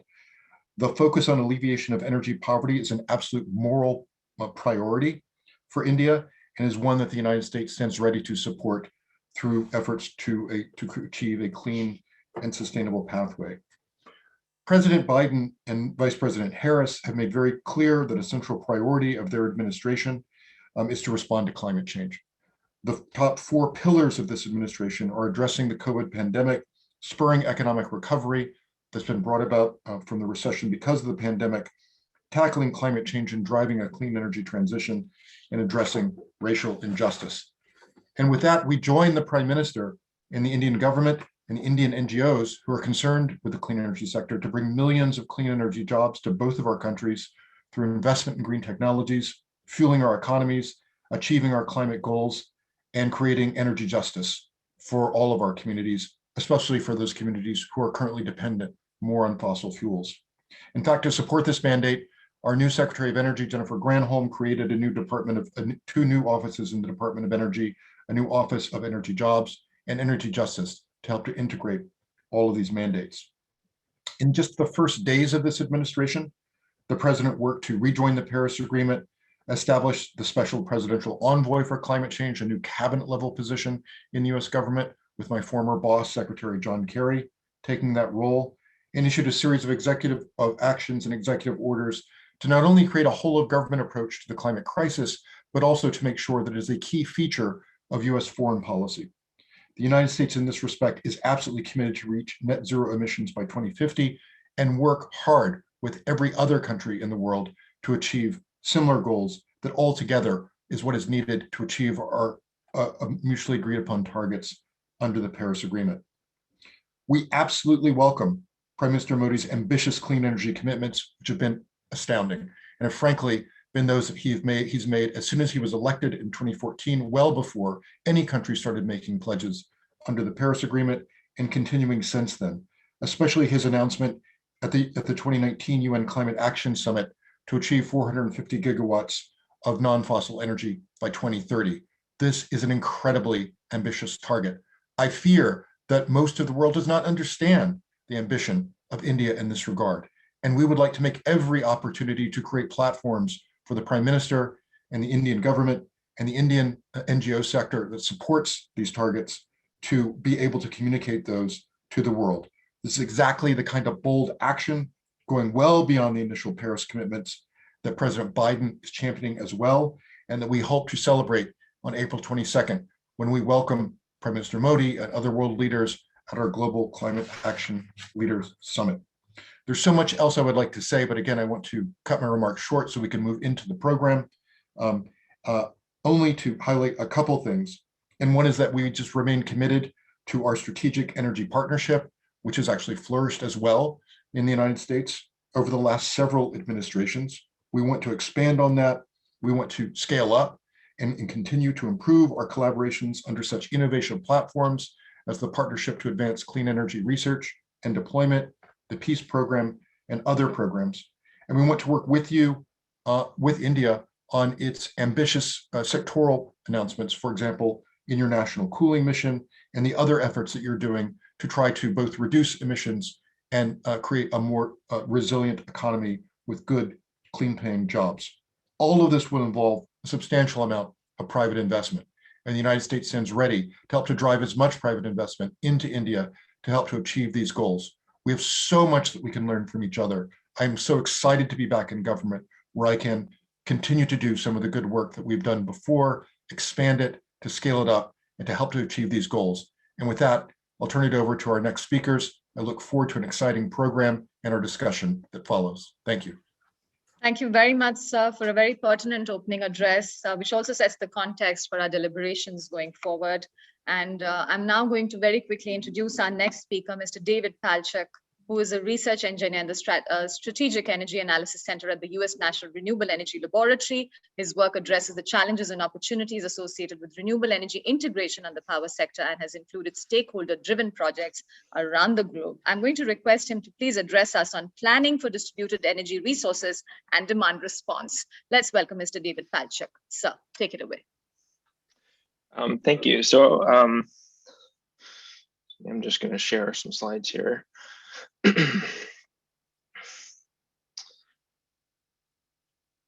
Are you able to see my screen?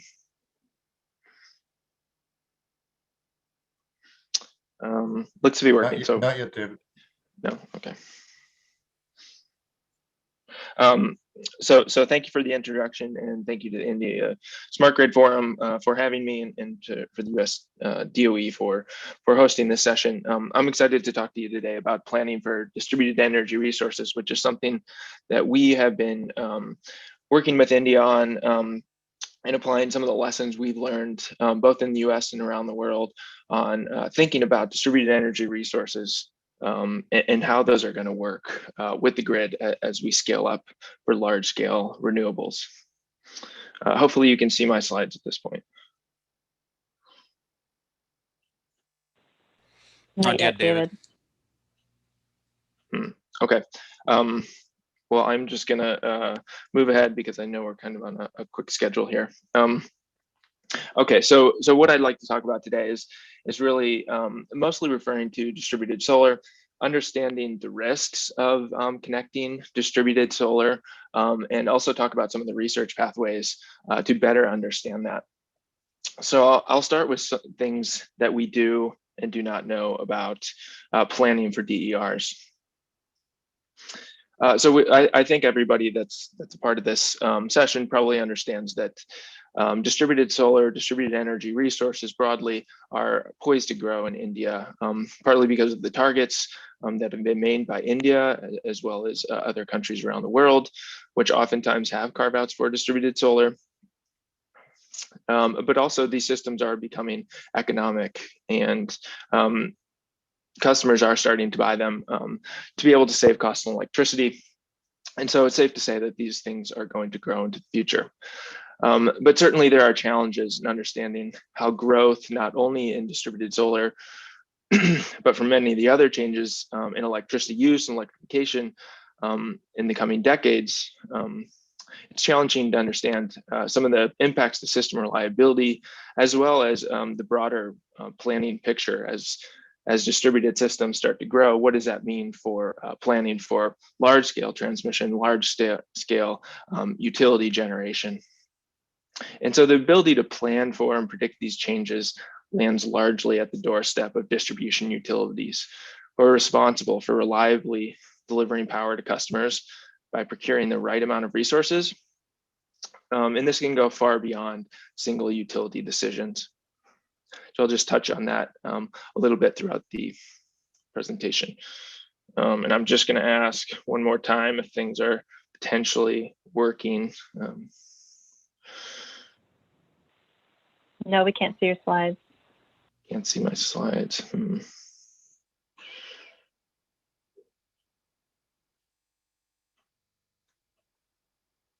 There we go. Okay, sorry about that. Okay, so as I was saying, planning for DERs does require some visibility of what's going on outside the utility. So the utility has some things that they can control and some things they can't. And things they can't control necessarily are what goes on at the customer level. And that's what DERs oftentimes fall into. And so that's somewhat of a new paradigm, although utilities have been forecasting load for decades and decades. But this is kind of a whole new challenge and something that we have some ideas on how to better understand those impacts. The other thing is that forecasting distributed resources and distributed solar is critical to plan for other things that utilities can control. As I said, things like transmission, system upgrades, power procurement. Do we need to sign a PPA with these really large thermal plants or utility scale solar or wind if we're going to expect a lot of growth from the customer side? So it's important to kind of think about these things, and we have some tools to help do that. But certainly, the challenge is implementing these tools and integrating these tools into daily operations so that we can plan for these high levels of growth. So first, I'm going to talk a little bit about some ideas we have in forecasting adoption of DERs for better planning.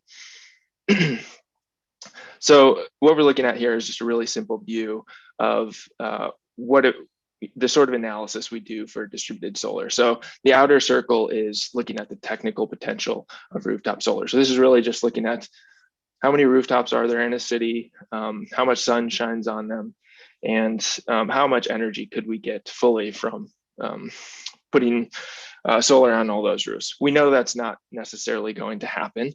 So we scale down to the economic potential. Does it make sense for customers to adopt rooftop solar? And that gets you down to a smaller circle. It doesn't always make sense economically for customers to do that.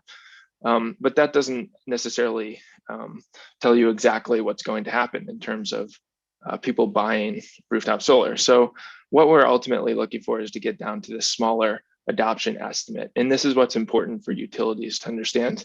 What is this smaller, darker green circle going to look like so that we can plan for these things in the future?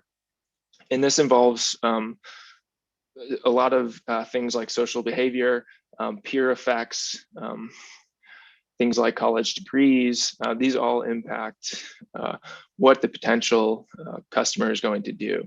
And so we try to capture a lot of that using the Dgen tool. And so this is a tool that we developed for US stakeholders, and we've been able to adopt it for India, which we're very excited about. And this helps us simulate consumer decision-making and understand the potential adoption of distributed energy resources. So on the left, as you'll see, there's a lot of data inputs to this. We use things like population, zoning, solar resource. So that's the technical potential, how much sun shines on a certain spot, as well as several other data sets. Combine that with national data trends and census, as well as some of the customer specific data that we can find on individual customers, and try to understand who's going to adopt solar, who's going to adopt storage. Any of these distributed resources can really utilize this sort of logic. And so we developed this for India, and what it helps us do is to look at things like, if we change a policy like net metering, how is that going to affect the adoption? If a discom sees that coming down the road, or if they are planning on changing that themselves, is that really going to impact the growth? And if it does, the discom can better prepare for that by understanding what is the impact of that policy decision.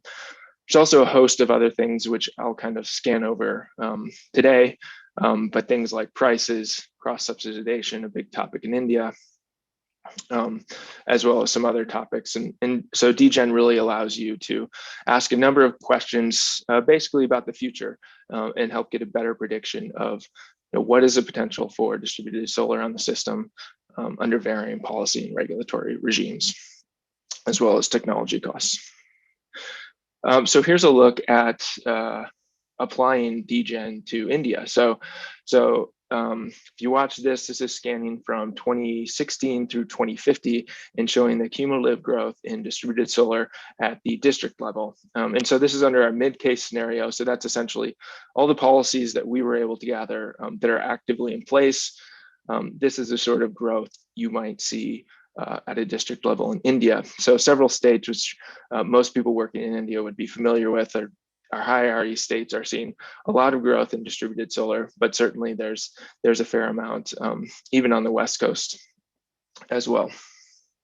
And so this particular mid-case scenario showed that 166 gigawatts of distributed solar could be adopted by 2040.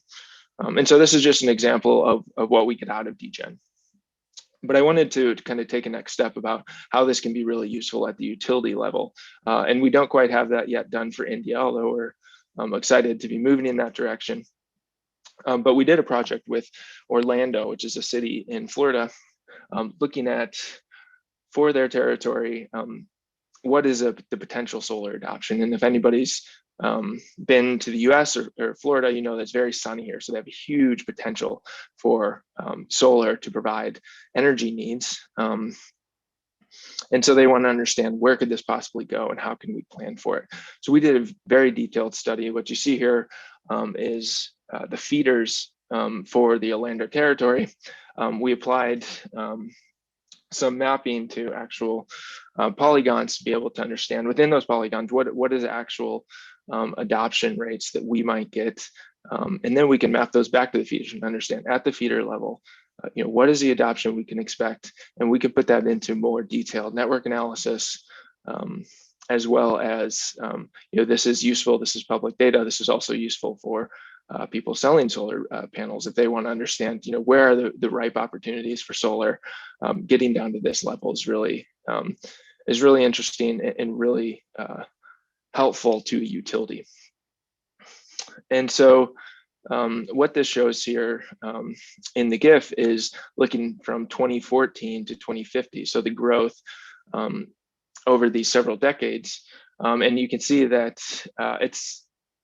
it's not distributed evenly around the city. And actually what this resulted in was a finding that by 2050, 25% of all the projected adoption would be concentrated on just 5 feeders, and 88% of the projected adoption, 88% of the total projected adoption on 50% of the feeders. So really concentrated solar growth in this example. And this has huge implications for planning the network. And so just an example of how these tools can really be useful in planning, even at the utility level. And certainly that goes back up to things like the IRP. So in the US, we have integrated resource plans at the state level sometimes, and then also at the regional level. And so when you see these huge growth in distributed solar, this is going to impact your need for potentially large transmission systems, as well as the building of large generation resources.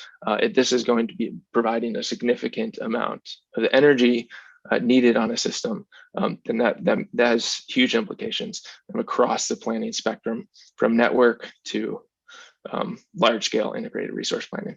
So really useful analysis here, but certainly doing the large-scale analysis can also have impacts for policy. So applying the same sort of logic for both.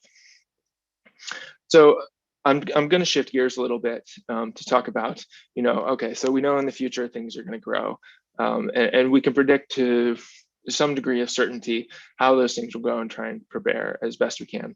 But ultimately, what we want to do with that is understand the reliability risk, since this is really the key point of a utility, is to provide reliable power to its customers. And so we certainly don't want to leave that out of the equation and just sit back and say, this is coming, let's prepare for it. Let's build the necessary infrastructure. We want to understand the risk to power quality ultimately. And so there are tools in place that can help us do that. So by applying some of the logic that comes out of Dgen, you can start to look at what is the level of adoption, how does that affect the risk on our system? And so really where this is interesting is moving beyond a lot of the rules of thumb that have been put in place for solar interconnections. And so I think in India, there's several places where you have sometimes 30% interconnection on a feeder, sometimes 90% of total load can be interconnected on a feeder. But regardless, ultimately, we know those aren't going to apply to every feeder. And so we want to try and go to the next level of understanding about what does it mean to interconnect solar? Is that actually a risk, or is that some perceived risk because it's not something we understand? And so this chart just shows kind of very simply that, you know, in most cases, when we start to hook up distributed solar, you're going to have some decrease in risk. So you're injecting some power at the end of a distribution line, and that's going to decrease load and probably decrease the risk to the overall power quality on that feeder.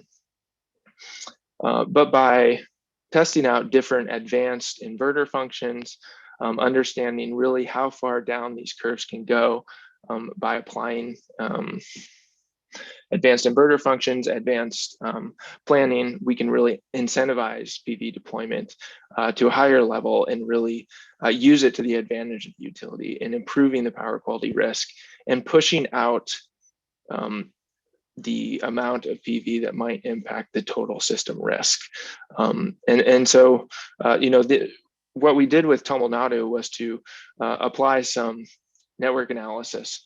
And what we found was, here's a picture of just two feeders that we modeled in Tamil Nadu. And between the feeders, we go from the left, we go lowest amount of solar, kind of middle amount of solar, and then very high amounts of solar, where we're at 100% of a feeder load is met by solar. And so if you go from left to right, you see some changes in the amount of red, and that really means increased risk with increased red. So, but in some cases, like on feeder 2, the bottom feeder, we saw that PV actually increased the power quality slightly on all of these feeders, even up to 100% levels. And so being able to test this in the modeling environment and test different inverter settings made a really large difference on power quality. And so that was an interesting outcome and something where we can combine adoption tools with network analysis and understand what does the future look like, and is this something to be concerned about, and start to come up with real enabling regulatory environments that are progressive, but also very rooted in the reliability of the system and not based on a rule of thumb. The other thing is that there are day-to-day Mr. Palchuk, sorry to interrupt, but I would request you to go over your slides rather quickly, because I know that we're lagging behind, but this is a request, humble request for you to be able to conclude in about 2 minutes. Thank you. Okay, great. I'm going to do it faster than that. Okay, so those sorts of tools can also be applied on kind of a day-to-day basis. Somebody signs up to connect interconnection PV, and that can be put into a system and actually doing network analysis in real time. How does this change the voltage profile of that feeder? And so this really speeds the process and takes away kind of the red tape of signing up for PV interconnections, which sounds a little bit boring, but it's certainly very important in encouraging incentivizing PV deployment. So just some final thoughts on I think where this could all go. So integrating sophisticated distribution system network models and adoption models with bulk planning models is going to become really critical as DERs grow. It's going to become possibly a large part of the energy sector. And so I think starting to integrate models is a really interesting research pathway and something we're taking on at NREL. And I know a number of others are.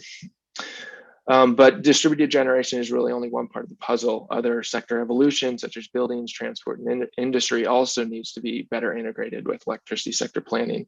And some of the things I talked about with distributed solar can certainly be applied in those ways. So hopefully that sets up my colleagues. I know they're talking about these topics in the later session. So I will end there. So thank you very much. Thank you very much indeed, Mr. David Palchuk, for a wonderful presentation. Ladies and gentlemen, I'm now Moving on to the theme, the sub-theme, grid integrated energy efficient built environments, decarbonize, democratize and digitize India, which will be taken forward by Ms. Reshma Singh. And she's a program director of the Department of Energy's Tech to Market IMPEL program, the California Energy Commission's R2M2 microgrids program, and previously the presidential US-India Center for Building Energy Research and Development at the Lawrence Berkeley National Laboratory. Welcome, Ms. Singh. I would request you to please keep your presentation to about 10 to 12 minutes. I know that your initial time given to you was 15 minutes, but I'd request you to be as concise as possible just to accommodate all the speakers going forward. Thank you very much, Ms. Singh. Please take it over. Thank you very much, and thanks also to ISGF. I'm going to start my slides, but before I do that, I just want to let you guys know that I'm very happy to be here. I grew up in India, did an architecture degree in India, and have been in the US for 25 years. So that kind of gives a perspective of my passion for India, because I keep coming back year after year because I just love being back home. So getting started. So my talk is about grid interactive, effective built environments. And the idea is this vision of decarbonize, democratize, and digitalize India. So why is the built environment central? It's very obvious because our build outs in India are tripling. The energy use intensity in buildings are tripling. Last year, we've had a time of pause and reflection as we found that our buildings have been sort of correlating to the unhealthy spaces, which have led to many people being sick in India because of COVID. And of course, the flip side is also this large opportunity for integration with renewable energy and electric vehicles as they're rising.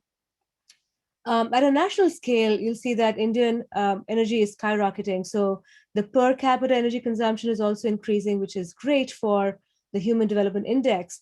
But the question is, can this be taken to a point where, for example, in the US, in this chart below, number 2, you can see that while the GDP has grown in California about 6 or 7 times in the last 40 years, due to codes, policies, standards, and technology, as well as financing, the per capita energy consumption has first stayed flat for about 40 years and has in fact indeed started to drop.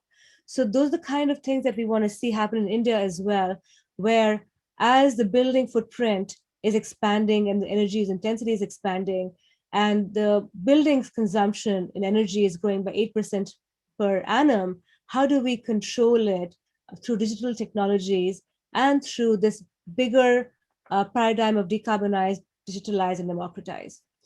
Again, as an example and comparison point, while US buildings are really averaging out at about 300 kWh per square meter per year, while traditionally Indian buildings were at about a mean value of 100 or 200, with the intensively used buildings is becoming 350 plus. So this is some of the situation that's happening right now.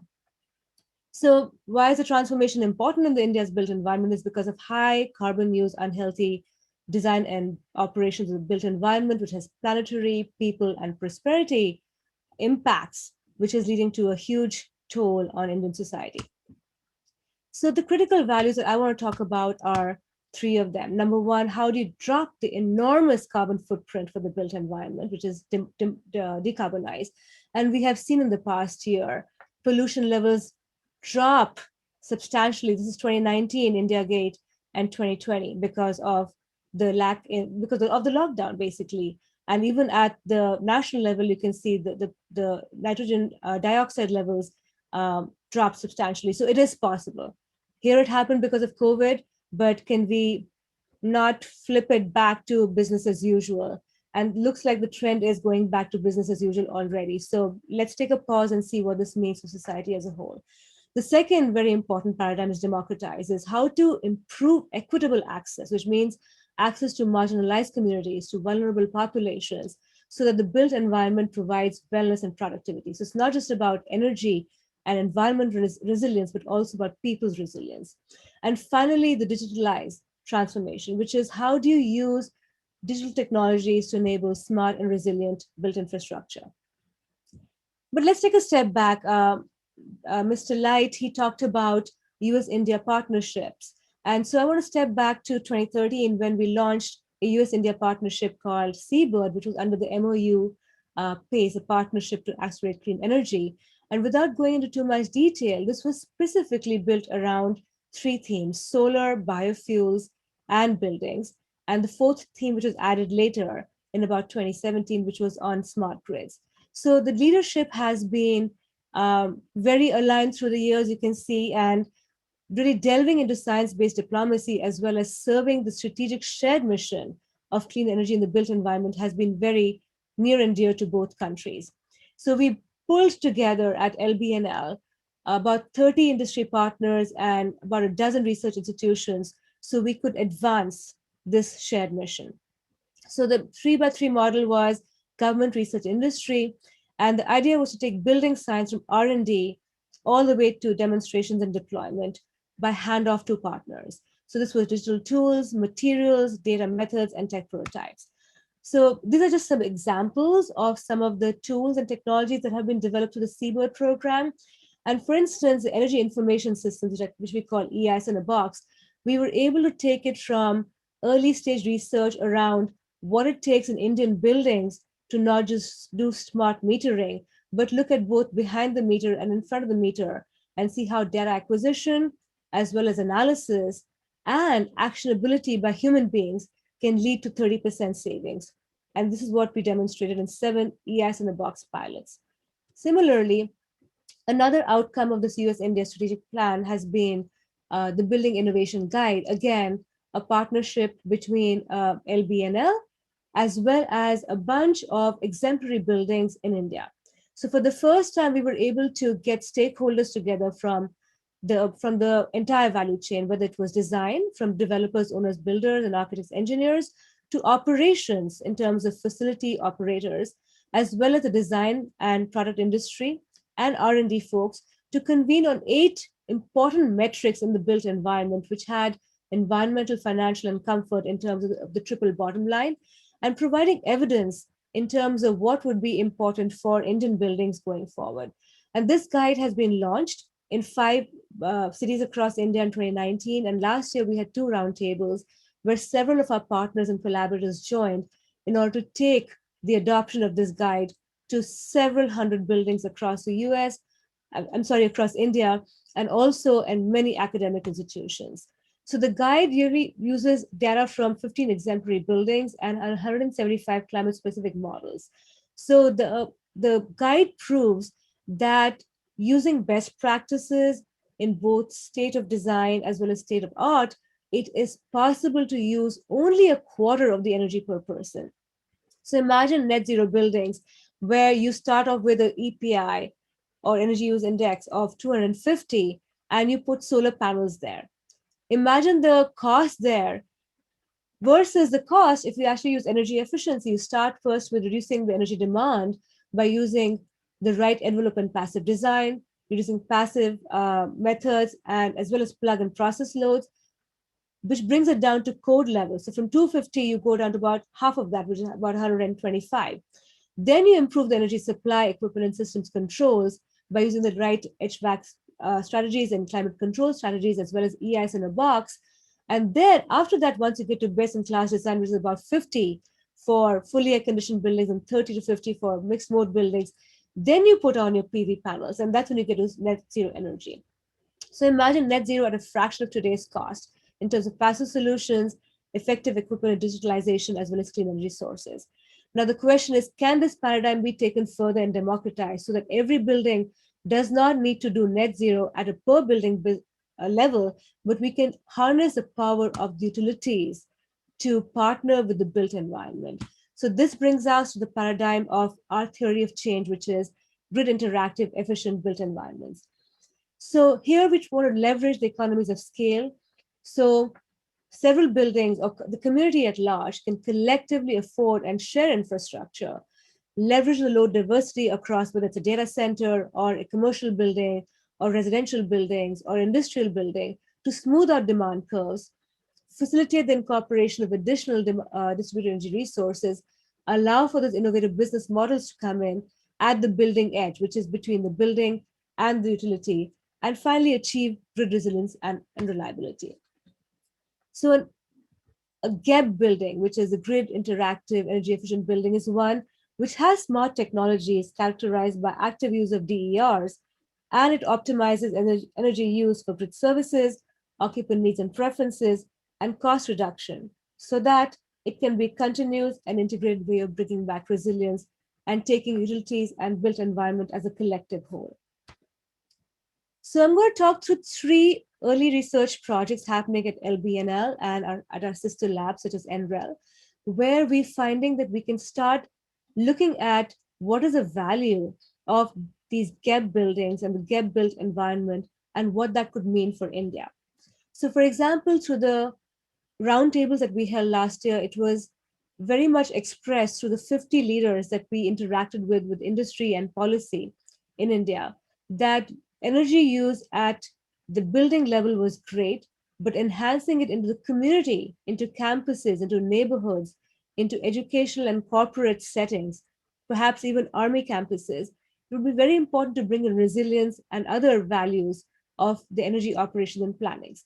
So we have devised a platform whereby we are able to gather data from several different data streams. So not just energy time series data, but looking at traffic emissions, weather data, as well as geographic data and land use data, and then overlaying it with the financial data, public health and income data, getting in all sorts of time series data in formats which are then able to be clustered together into relational and non-relational databases, and then placing AI and ML on top of it so we can produce for the 3 most important stakeholders: planning and policy stakeholders, which are ULBs and campuses; design and build stakeholders, which are architecture engineering folks as well as developers; and the O&M stakeholders in terms of infrastructure.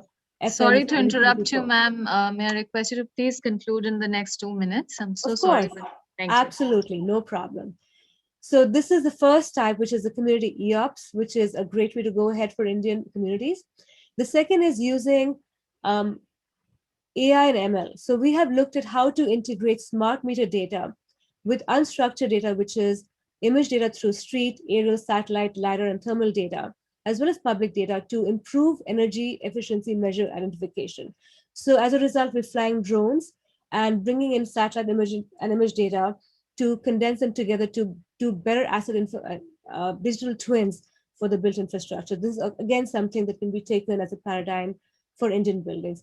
And finally, looking at shared infrastructure such as thermal energy sources, whether it is thermal storage in terms of passive construction or with active district energy systems. We are looking at R&D for what is called these bidirectional district energy systems, so they can interact better at the building's edge and at the utility edge. So the key takeaways here, my second last slide, is number 1, how can utilities and the built environment partner better to deliver this transformational vision to decarbonize, democratize, and digitalize in India? How can R&D be the anchor to unlock these public-private partnerships?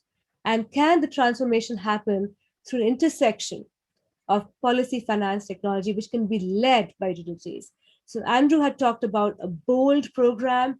And in fact, that's what we're talking about today, bold. Can we look at a call for urgent transformational action through buildings, operations, leadership for digital transformation?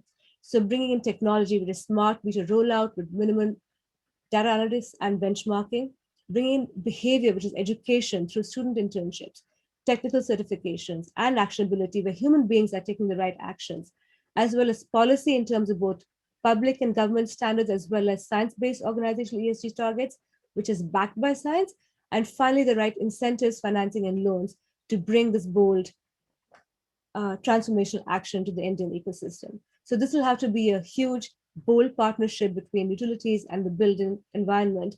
And I'm hoping that this is something that we can take away from today's session. Thank you very much for your time. And again, honored to be here. Thank you very much, ma'am, for that really illuminating presentation and also keeping with the time limit and helping us there. With that, ladies and gentlemen, I'm now going to bring our next speaker.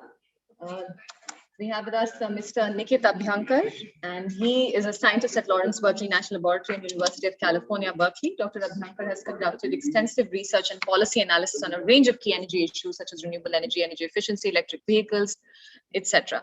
So I'm going to request you, Mr. Abhyankar, to please stay within the time limit of 10 to 12 minutes so that we can keep everything going on time. Thank you very much. Let's welcome Mr. Abhyankar. Mr. Nikit Abhyankar, please. Excellent. Thank you very much. And thanks for the opportunity. I really look forward to the discussion. So I do have some material, and in the interest of time, I'm going to zip through some of the material, but we'll be happy to take any questions later in the discussion phase. So today I'm going to talk about some of the key leapfrogging opportunities in the transport sector in India, in particular, electric vehicles and transport electrification. So before I begin, I'm just going to tell you three numbers, okay? 20, 600, 900. So 900 are the number of cars per 1,000 people in the US. 600 are the number of cars per 1,000 people in Germany, one of the best urban public transport infrastructure for urban as well as intercity transport. And 20 are the number of cars per 1,000 people in India. So now whether India takes the Germany route or the US route for generally developing the modes of transport, this huge growth in the transport sector is only imminent in India, as we have already witnessed how the vehicle sales and car sales in particular have grown in India over the last 10 to 15 years or so. So now India is sitting at this juncture, so essentially lagging nearly $2 trillion in energy infrastructure investments that may happen over the next 2 decades or so. At the same time, the clean energy costs, and from the transport perspective, the battery costs have been dropping very, very rapidly. So I'm not going to go into the details of what the chart on the right shows, but it shows the battery pack price in the global market, either forecasted by several studies, most importantly by BNEF, as well as some of the actual prices that some of the industry actors are reporting or BNEF is reporting. And one of the common themes is that the battery pack prices have dropped by nearly 80 to 90% just in the last 10 years, starting 2010 to 2020. And they're continuing to fall further as we go along into 2030 or so. And another interesting feature of the chart is industry. For example, look at the Tesla prices, the actual prices Tesla has reported, the actual prices GM has reported, some of the LFP, the lithium ferrous phosphate batteries that the China has already reported. So all those actual industry prices have always beaten the forecasts made by analysts and researchers and so on and so forth. And a magic number of $100 per kilowatt hour that is generally considered as the magic price for batteries, where the electric vehicle cars essentially achieve the upfront price parity with gasoline or petrol or diesel vehicles that has already been achieved in China. Look at the China LFP point of $100 per kilowatt hour that is already available. So this is just huge leapfrogging opportunity that India can potentially grab on. And why is this important is shown in this chart. So chart on the top shows the number of EV sales, just the cars, okay? In US, EU, and China, the three biggest EV markets in the world. In 2015, all three markets were essentially at the same stage, selling roughly about 100,000 to 150,000, or maybe Europe was slightly ahead, selling 200,000 electric cars per year. But come 2020, just look how quickly Europe and China has essentially accelerated their EV sales. Nearly tripled their electric car sales just in a span of 5 years or so. At the same time, the countries are also investing a lot on creating the public charging infrastructure, which is shown in the chart at the bottom. That shows the total number of public charging points in US, EU, and China. So all three countries started at a pretty similar level in 2015 with roughly about 50 to 60,000 charging plugs. These are not charging stations, okay? These are actually physical charging plugs. One charging station may have multiple plugs. But in 2020, just look how rapidly China has accelerated their public charging infrastructure rollout.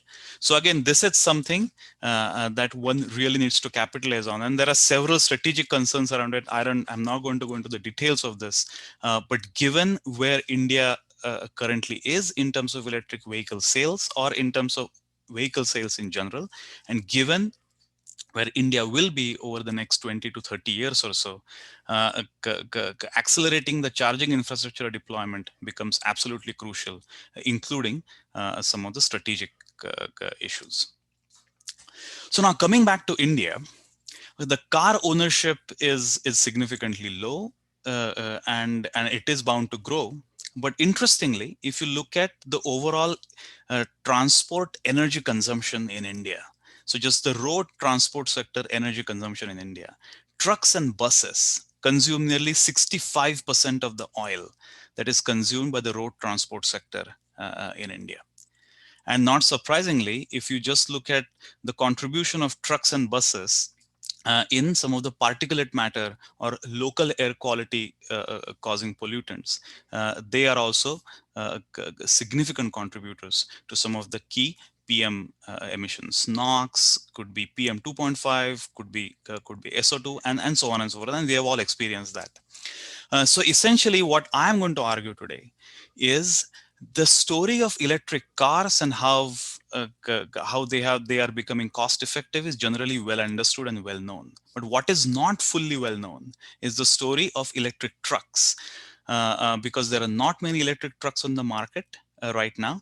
But this is where I'm going to argue that the electric trucks are essentially more cost effective than electric cars, purely because of the mileage that these electric trucks typically drive in a year.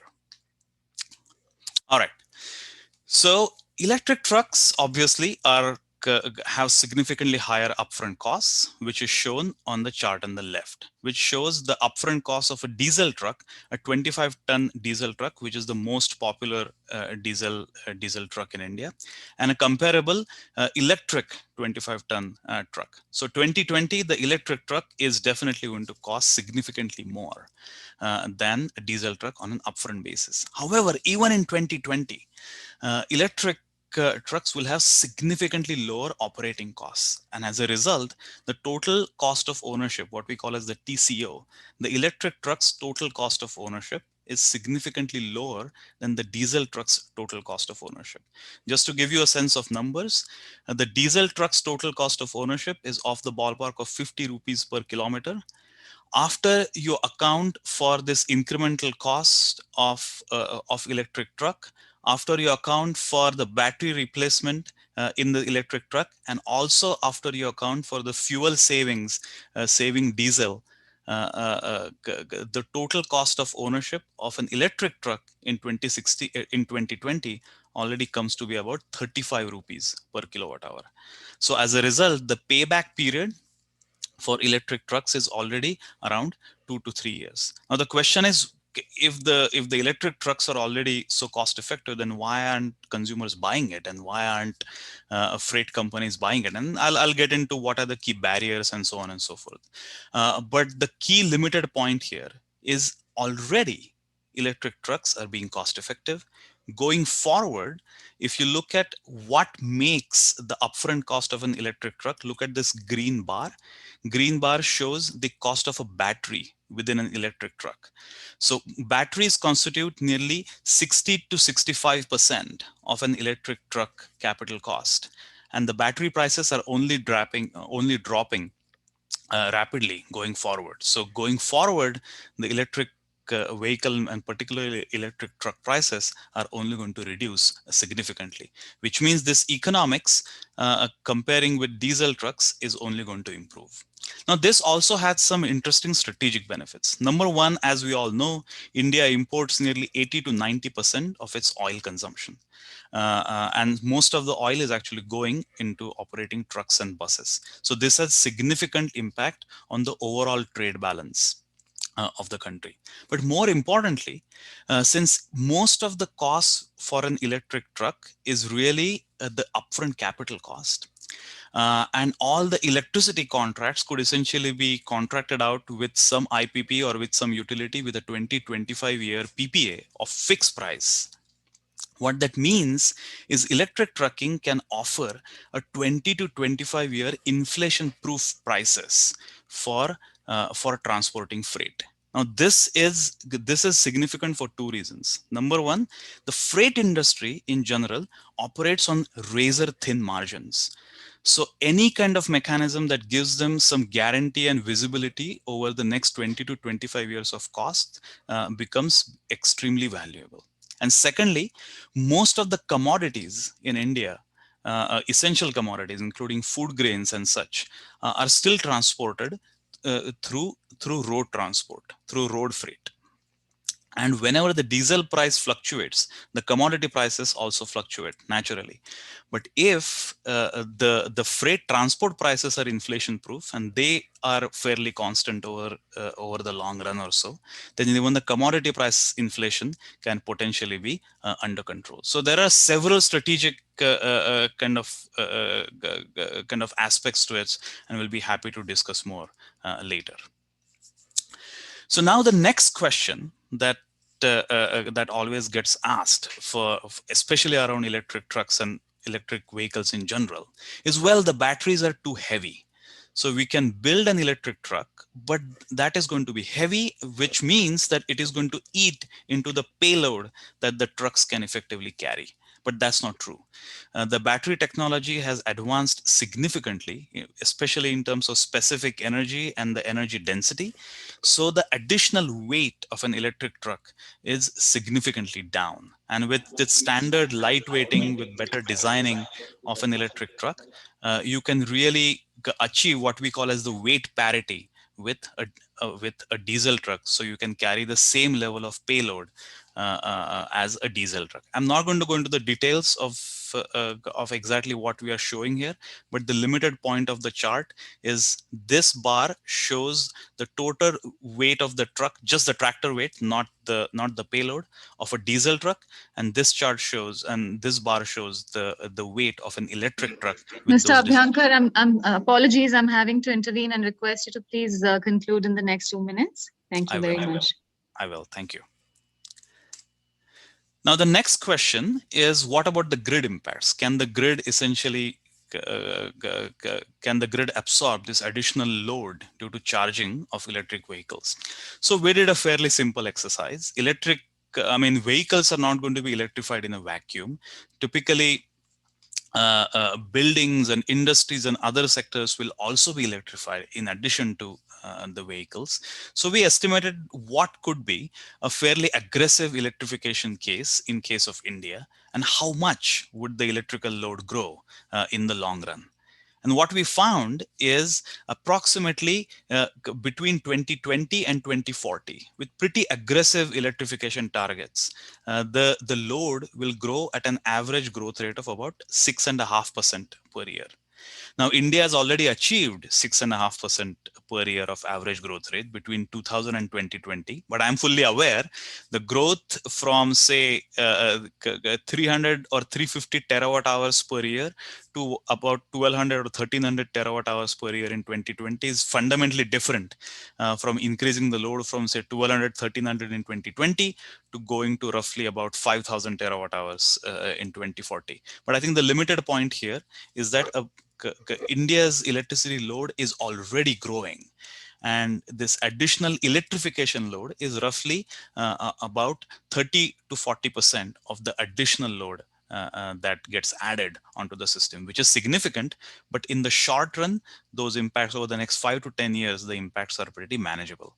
And the chart on the right shows the hourly load impact of all the electrification strategies by different charging type, home charging, public charging, and so on and so forth. Again, the limited point is the hourly load does increase, but it increases in the short run, say 2030 timeframe or so, it increases by roughly about 10% to 15% or so, which is significant, but in the larger scheme of things, not very high.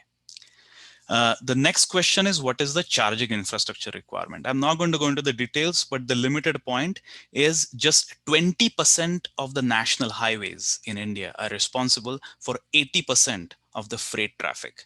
So when it comes to electric trucks, you really need to focus on Mr. those Abhyankar, I'm highest sorry, I'm having to freight intervene again. traffic. We have Yes, this is my last slide. Okay, This all is my right. last slide. Thank you. All right. Thank you. So just those 20% highways really need to be electrified to get to most of the way. So this is where I'm going to stop, but thank you very much for the opportunity. Thank you very much, Mr. Abhyankar, and I'm apologies again for having to intervene so many times, but we have some guests from America who will leave if we don't keep this on time. And thank you so much for your contribution and a wonderful, wonderful presentation there.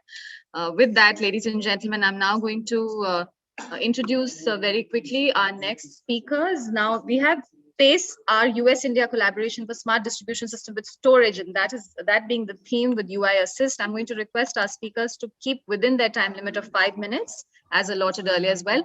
Let me first invite Dr. Noel N. Schulz, the Edmund O. Schweitzer 3-chair in power apparatus and systems in the School of Electrical Engineering and Computer Science at Washington State University, Pullman. I'd request you, ma'am, to kindly take over. Your 5 minutes begin now. All right, can you hear me okay? Yes. Yes, and you can see my slides. Yes, ma'am. Okay, great. No, wait. Yes, ma'am. Yes, ma'am. Sorry. Okay. Thank you very much for this opportunity. We appreciate the opportunity to speak today. I'm going to go quickly through our slides and try to stay within our time limit. To start off with, a little bit of an introduction about the overall about our project. We call it UI Assist, and in that project, what we're really trying to do is the next generation of smart distribution system and looking at the penetration of distributed energy resources, including storage, and how that relates to reliability, resiliency, flexibility, and sustainability. And it's a very large project, $30 million between the US and India, as well as some additional cost share that India has.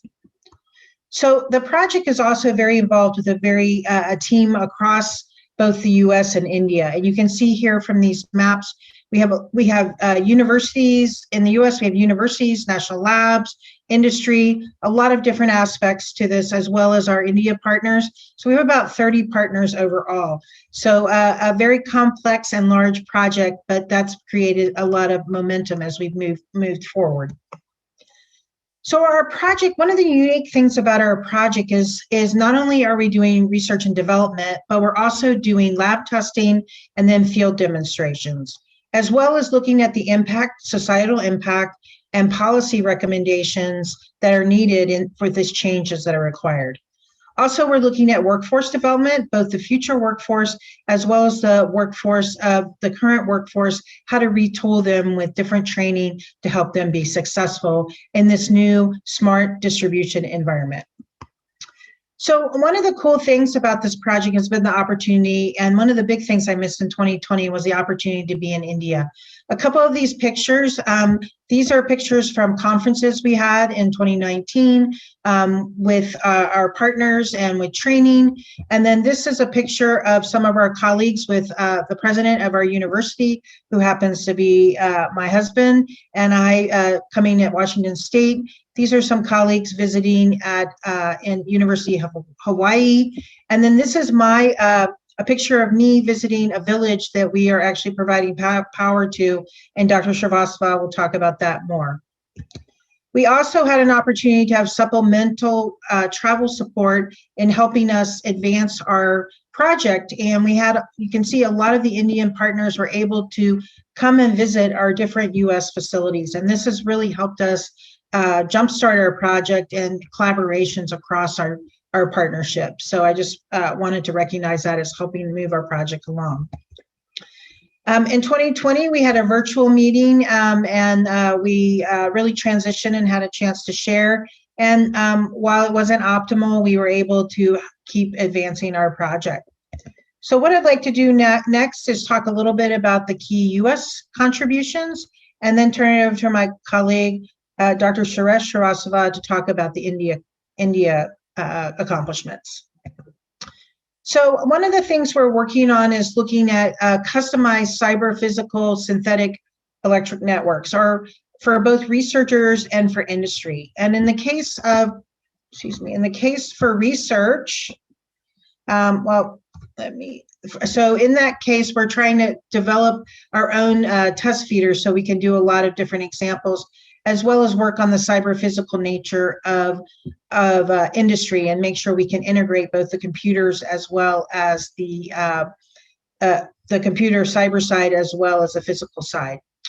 In this particular project, we're working on load forecasting, where we're taking historical data and coming up with load forecasting using deep learning methods. So as we're integrating more artificial intelligence in our activities. Also, University of Hawaii is working on looking at PV forecasting. Hawaii has a lot of rooftop and other distributed PV, and how do we do forecasting of that to try to predict based on satellites and based on sensors to try to predict the different irradiation that we get, so we can help with those predictions as we also would do next steps with the irradiance. We're also looking at reliability and resilience assessment and control. And in this particular case, we're looking at the differences of different regions in the US. How does PV and solar storage as well as other wind affect some of our reliability? And we have some resilience modeling that we have related to how do we come up with decision making for decision support in the case of different resiliency cases. We have markets. We're also looking at different markets. MIT, one of our partners, is looking at how do we do volt-var control, and in those optimization of volt-var control, we also look at the economics of some of the different services we have on the distribution system. We have multiple test systems that we're working on, including a microgrid with battery integration. We're also looking at a smart city where we have a microgrid, as well as looking at a nanogrid controller and transactive energy. So lots of different projects on the US side. So next, I'll turn it over to my colleague, Dr. Suresh Srivastava. Thank you, ma'am. Let me now very quickly introduce Professor Suresh Srivastava, who's got more than 44 years of professional experience, including the initial 12 years in a consulting organization, Engineers India Limited, and remaining at Indian Institute of Technology, Kanpur. Professor, over to you. Your 5 minutes begin now. Okay, thank you, Niall, for introducing the project and also giving overview of the research activities on US side. I'll very briefly cover the research contributions from India side and also the field demonstration projects which we are going to have. By the way, the third speaker is not there, so maybe I can take advantage of those timing. So as Niall told, we have divided the whole project into several themes. Starting from benchmark system development, the US side has given a very generic model, which is a synthetic model, which anybody can utilize and any model can be integrated. We have derived two of the benchmark from our actual system, the rural, which we are implementing, and semi-urban inside our campus, apart from SIGRE system, which we have modified for the smart distribution network. Energy storage, we have done siting work and also thermal storage planning inside our campus, which is now operational. I will share very quickly about that. And then charge-discharge optimization and control schemes developed. Now on microgrid side, we have given new converter topology to integrate DERs. We have given models for microgrid controls and storage integrated microgrid. And then control strategy using cooperative or consensus-based controls we have introduced. And we have also worked on protection issues with AC as well as DC microgrid. Cyber infrastructure, we have given a very clear roadmap, which can be adopted for rural, semi-urban or urban setting in India at least. And then a certain aspect of anomaly detection, physical layer attack, prevention and cyber security we have done. Next, Niall. Next, Niall. Yeah, and then this involves a lot of people from India and US, and they are working together. And as Niall told, we have also done the load, solar and wind forecasting models, state estimation, network reconfiguration, volt-var control. Inertia is going to be a big problem that we have studied. It's estimation and enhancement, islanding detection, and then TSO-DSO interactions we have worked out. And active distribution network, overall distribution network, adaptive protection we have given new model. And then market aspect also, we have done some work with the partners from US, and we are also looking at TSO-DSO framework for energy trading. And very interesting that we are also evolving a white paper and for policy and regulatory people, which will be on DSO model specific to Indian context. And there was a webinar which was by a very eminent speaker from India, which was held in October. Next, please. Next, please.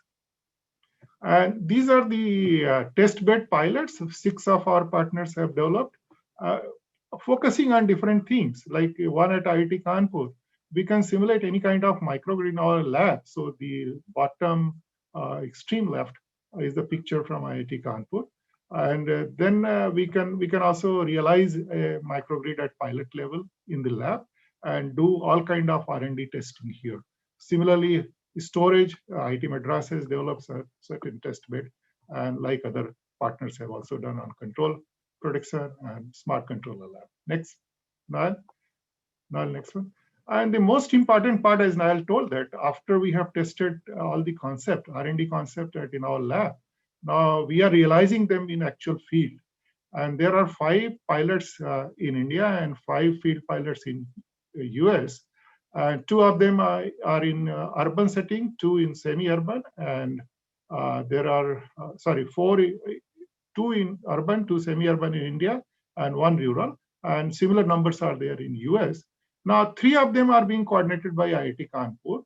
The village pilot, our utility partner is involved. It is a very interesting pilot because the 2 hamlets containing about 85 to 90 houses, they were not electrified initially. We did survey, we found out their requirement, we worked out what kind of the capacity is required, what kind of source will be suitable, what kind of the battery storage we will be putting. So we found that in one hamlet only solar will be feasible. In other, they have a lot of kettles, biomass also we have planned. And semi-urban is actually replica we have put in our campus itself, which covers single-story houses, housing lanes. 2 of the lanes are covered, they are interconnected with each other, where combination of solar and storage we have put.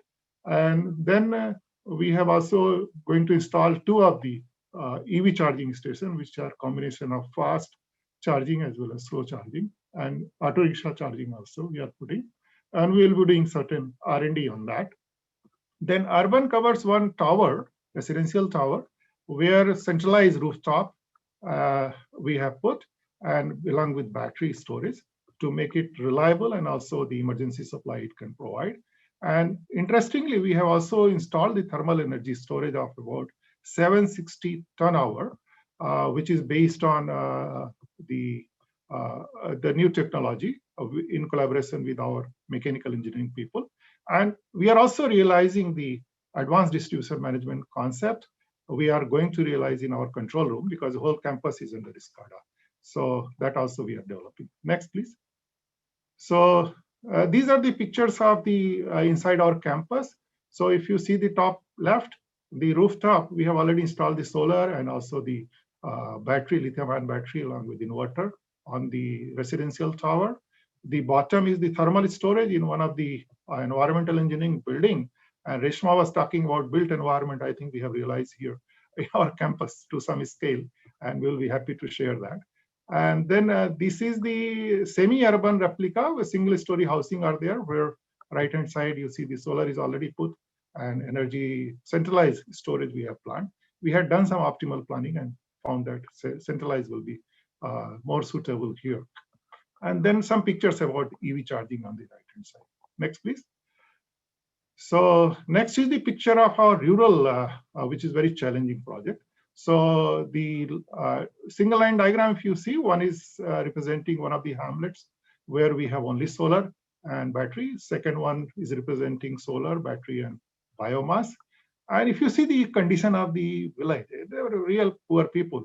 The pictures middle on the top, you see the village condition. There's no pole there, so it was not electrified initially. Then we had certain consultative meeting. Niall also visited. And the third picture is the groundbreaking, which we did of the project, which we did in June. And then utility has put the transformer, given connection to them. They are also partner. And they said that apart from electricity, irrigation is also the requirement. So we have put 6 solar pumps. The second picture in the bottom is the solar pump, which is now functioning. They are very happy. Their agriculture product is going to grow.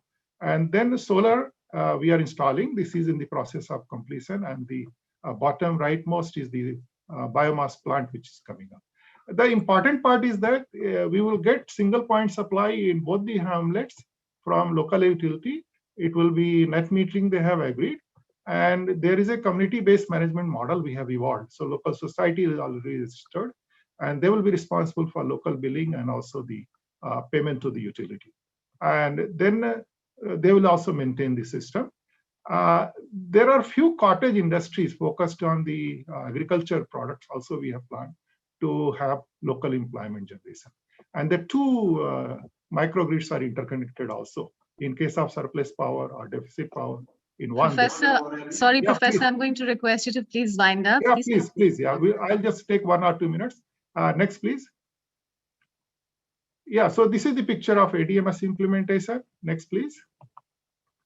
And this is the 3 of the sub-projects which TERI is implementing in Delhi city. It is basically showing the potential of the storage on distribution transformer, overload management, backup power, and also the energy arbitrage and energy time shift. Next, please. Yeah, so next. Yeah, just to summarize, it is a great opportunity for Indian community, Indian researchers and US researchers to work together on this very important theme. And we are trying to bring out a role model of the future distribution network, which not only integrates the DER and storage, but also several types of the microgrids. And we are expecting that we'll give several models which can be simulated in the lab and which will be able to verify the real-time system. Several tools and algorithms are going to be developed. And we are expecting reports on social impact, regulatory and policy recommendation, and then actual field demo where policymakers can visit or even the utility can visit and see what kind of system we have conceptualized. Next, please. Yeah, so these are some of the outcomes. I'm not going to read. A very large number of publications are coming up from both the sides. We have some patent filed, product developed, large number of students we are graduating under the project. And as training workshop, we have trained several professional people. And there is one interesting training going on. The technicians we are training, 30 of them, because they will be ultimately handling the system. And similarly, next please. These are the list of publications from US side. It is only for last 3 quarters. They have a few more publications. So thank you very much for giving us opportunity to share the details of our project. We have run through really. We take several days to deliberate. So I thank on behalf of Nahal, Anurag, and the Santru and the other team members who are not here. And also I acknowledge the funding from the DOE as well as DST India Indo-US. Thank you very much. Thank you very much. Thank you very much, Professor Srivastav, and thank you very much, Ms. Schulz, and also Mr. Anurag Srivastav in absentia.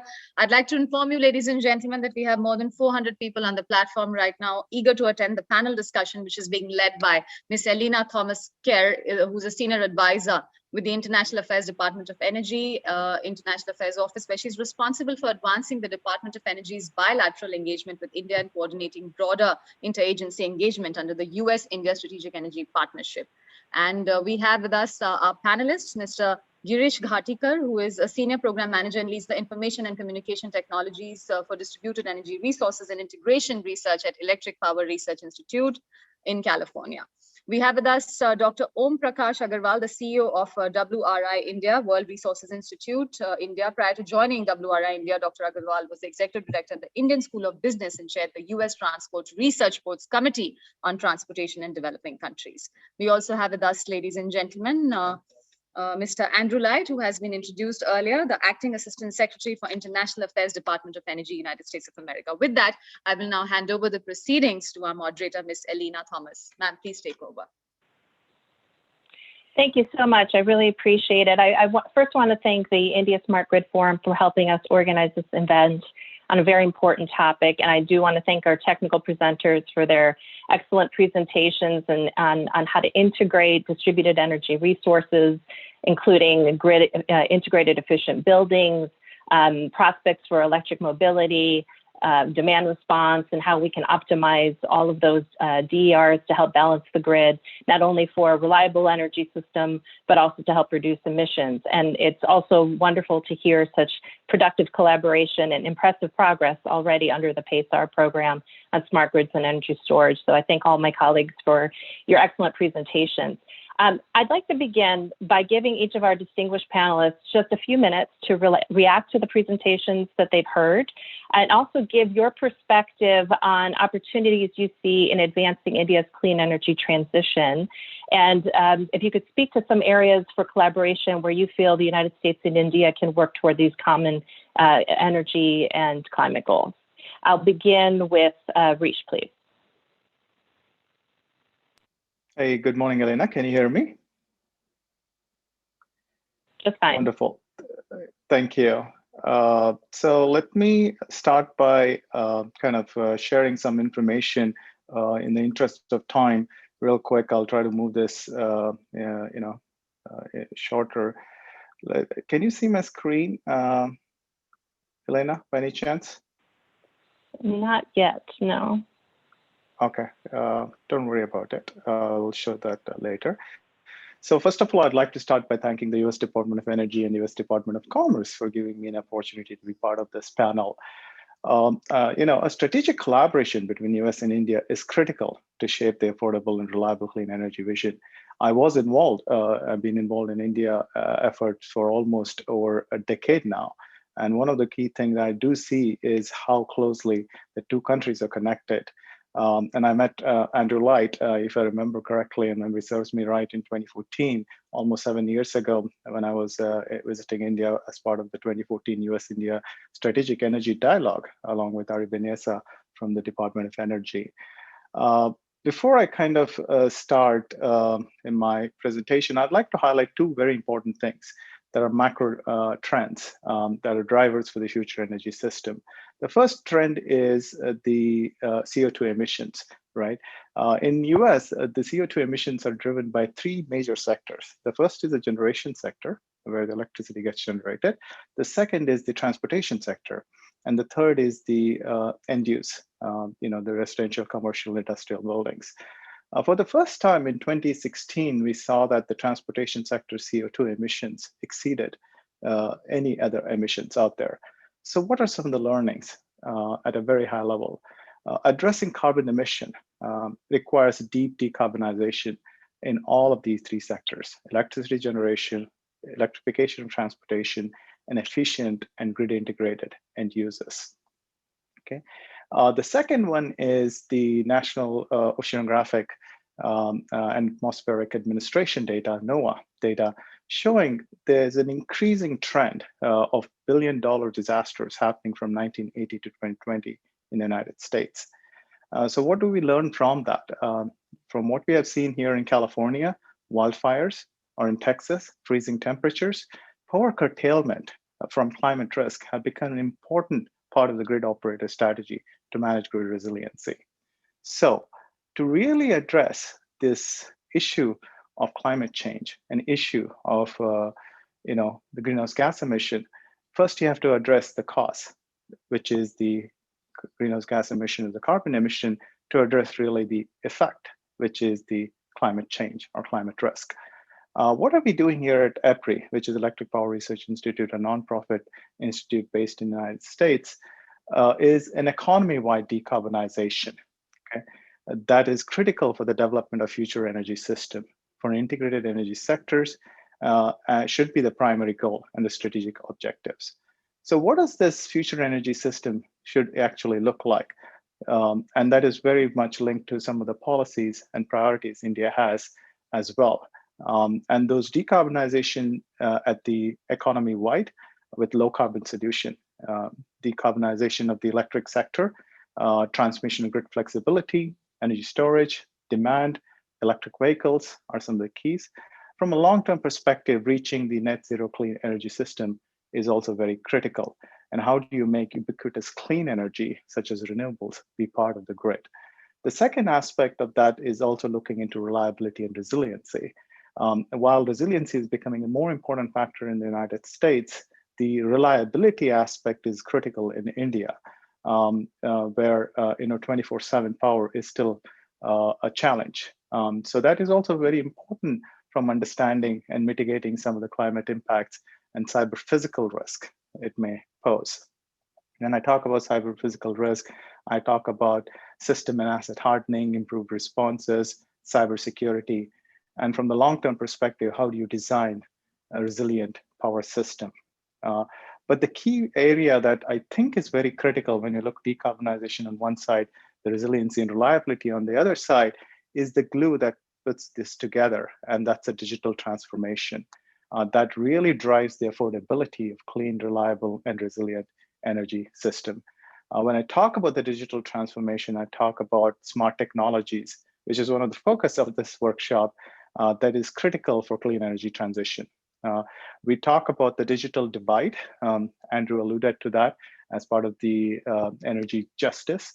Another word we use is energy equity for the underserved community is very, very critical.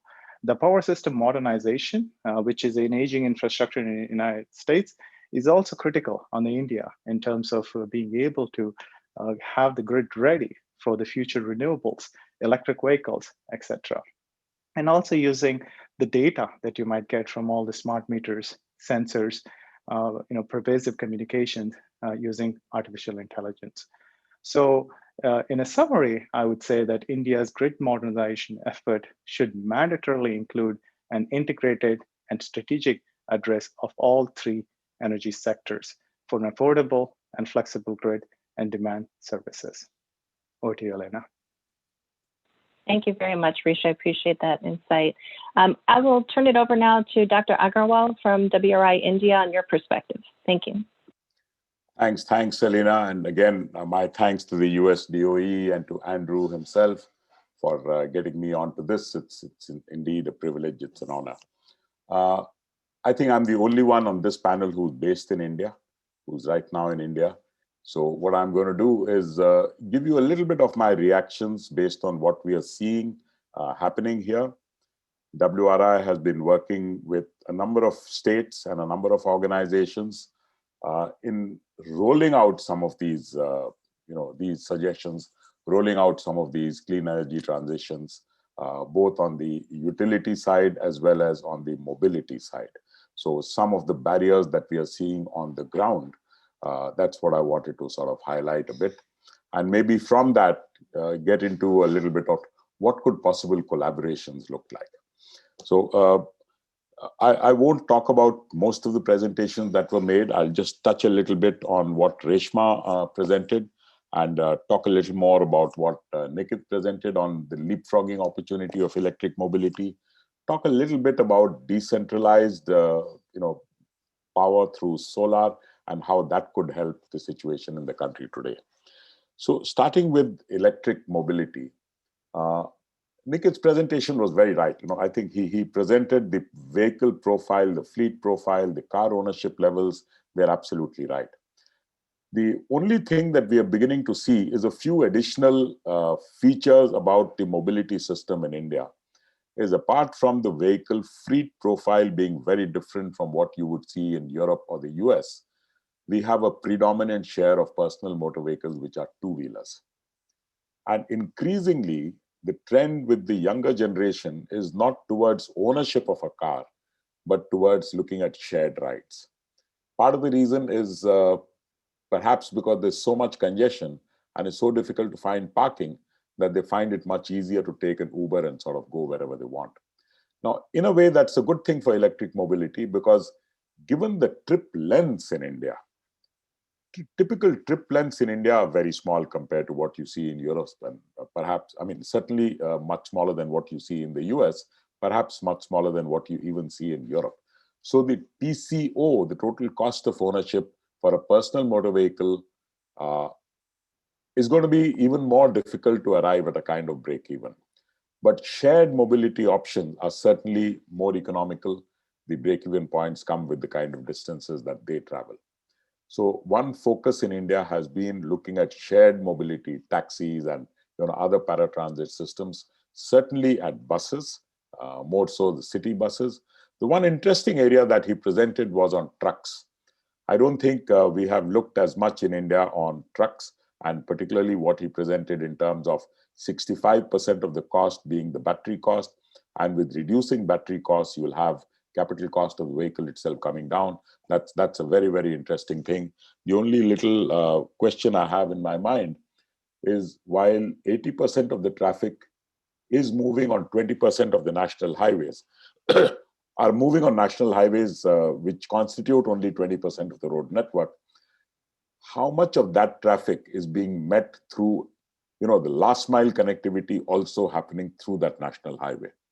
Do these trucks have to move out of the national highway to get to their final destinations? And is there some kind of a hybrid method that has to be used? I don't know what's going to happen, but it's a very, very interesting idea that he presented. And that's something we would like to talk to the government and see what can be done on the trucks. I think that's a great point that was made. The other thing that we often worry about in the urban setting is he did present, and I think very rightly so, that the impact on the grid as a total demand is not very significant, not something to worry about. But a question that we are often asked is, what would be the impact on the instantaneous load on the grid? If you have certain vehicles which have narrow charging windows because of their travel patterns, then are those narrow charging windows going to supplement the peak demand? So is that instantaneous load going to be a problem? That's one of the questions that often comes up. Now, coming to the built environment, I think that is, again, very fascinating. An interesting feature in India is the government of India has recognized that their construction technologies and also the kind of building materials they use have been fairly outdated. And very recently, they launched a global challenge to look at, faster construction methods, more economical construction methods, greener construction methods, using greener materials. So I think it's a very good time to take some of these ideas to the government, because this is something that they have recently launched. On the 1st of January, the Prime Minister himself launched 6 projects where cleaner technologies and improved construction methods are being used. So this is a very interesting time. And about 80%, studies have shown that 80% of our building stock in 2050 is yet to come up. That being the situation, it's a very good time to start looking at our built environment and the kind of materials we use. Even from a transportation perspective, I think if you want to look at clean transportation, I would say clean transportation is not just about the technology that we use in transportation.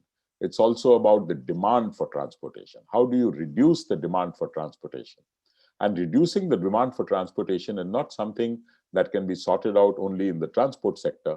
It's an integration of the built environment and the transport sector. How do we design our cities so that they, travel needs are met with shorter travel distances? So it's a very interesting area that's there. One last point about the distributed energy. One interesting feature about India's clean energy requirements is that it's not just the case of transitioning from unclean energy to clean energy. Clean energy also gives us an opportunity to provide energy or to give access to energy at places which don't have reliable energy today. So we worked in fairly remote parts of the country where we've solarized hospitals, we've solarized educational institutes to show that these are places where you can get reliable electricity to provide more reliable healthcare.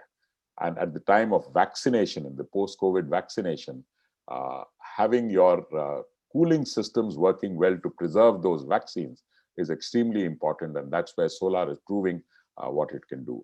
So to me, these are some of the major opportunities in India.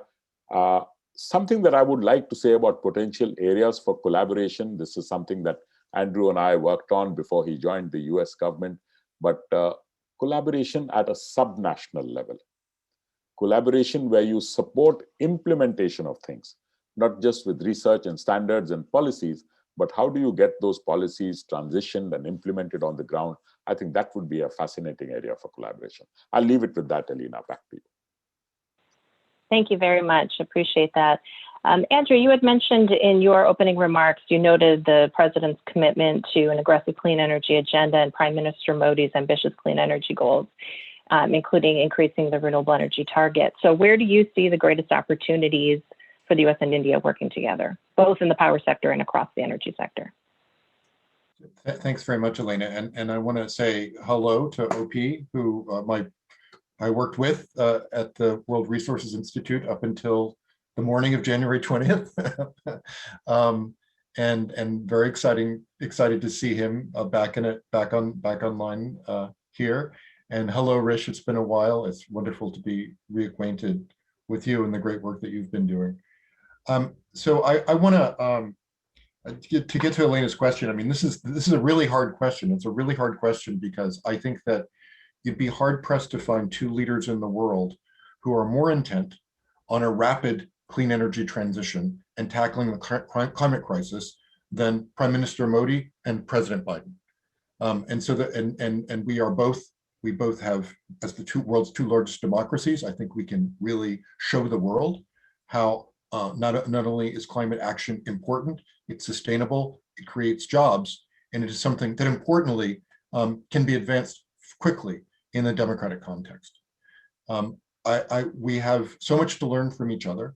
And I think that I was particularly impressed with Nikit's presentation and to see, sadly, how far behind the United States is on EV penetration compared with China and the EU. Just what happened in the last 5 years. It's kind of astonishing, frankly, to look at the increases, the numbers there, and not only there, but obviously on charging stations, infrastructure. There's so much that we need to do together to pick up the pace and not only lead our countries in sectors like this, but also to figure out how we can work together to create the innovation models from policy to the technology platforms that can be competitive in the world global marketplace.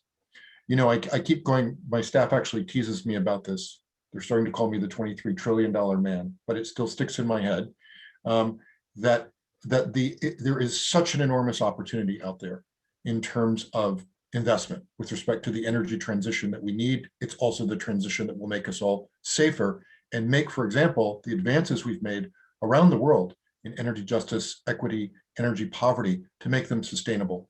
And so that they do not fall under, right, the pressures and ravages of climate change, which we've seen happening just this winter in the United States, in the state of Texas. So the 23 trillion refers to this. It's a study from the International Finance Corporation that was done just a year after Paris, looking at the commitments under Paris of the 21 biggest emerging developing countries, economies, just the top 21, you know, and Paris of course includes 190, right, commitments from various countries, but just the top 21 developing countries, including India, and broke it down country by country. And if India has actually increased its target since its Paris commitment, and so there's even more you could add to the figure that's identified in the ISC study. But if India and all the other these other big countries achieve what they've set out in their targets under Paris, that's a $23 trillion market that's been opened up, a market for cooperation and a market that can rapidly advance and help us to leapfrog into the future, not only with respect to, you know, the things we know on electricity, on transportation, on building efficiency, but really the way that we work together and the way that we live together. So I have a bad answer, but I think it's a true answer to Elena's question, which is there's no shortage of things that we can cooperate on. And I think now the question is, of the vast array of things that the US and India can cooperate on, where can we make the most advances with respect to enhancing the platforms we have, such as the PACE program, which is a program that I deeply love. And it was great to see the presentations on PACE-R and how well that's gone, what a model it is, not only for cooperation with us, but also with other partners that we can bring in through other models, including India's International Solar Alliance.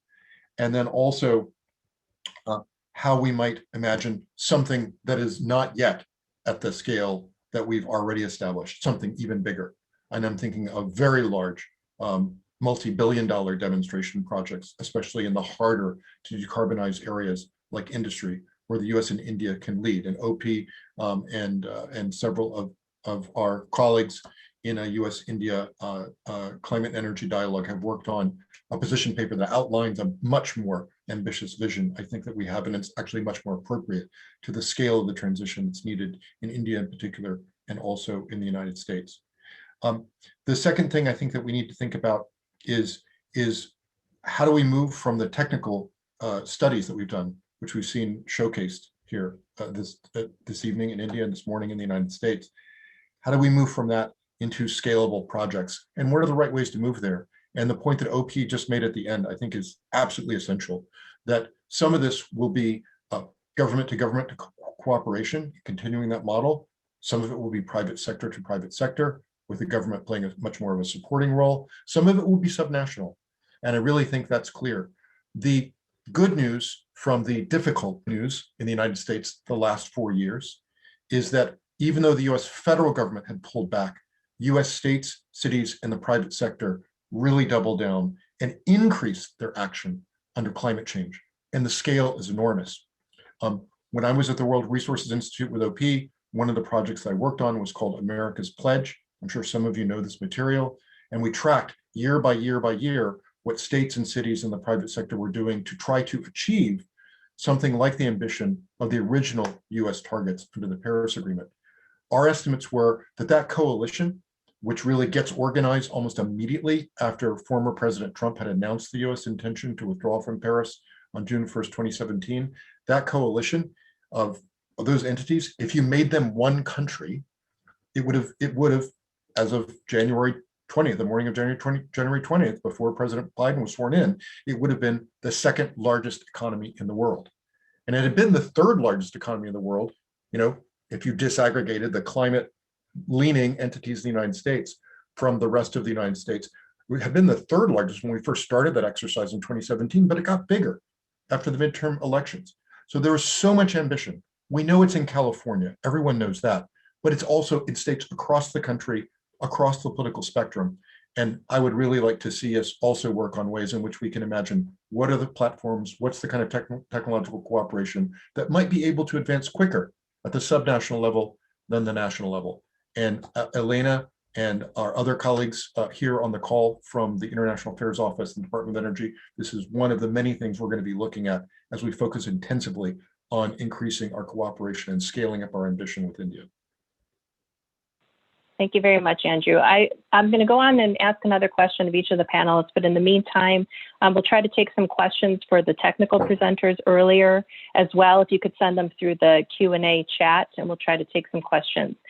So, Rishi, I'd like to go back to you. Given your vantage point as EPRI's lead for ICT, for distributed energy resources, what are some of the best practices that you've seen for electricity planners that could be very applicable to India to ensure a clean, reliable, and affordable power, optimizing DERs, including some barriers for deployment of these systems?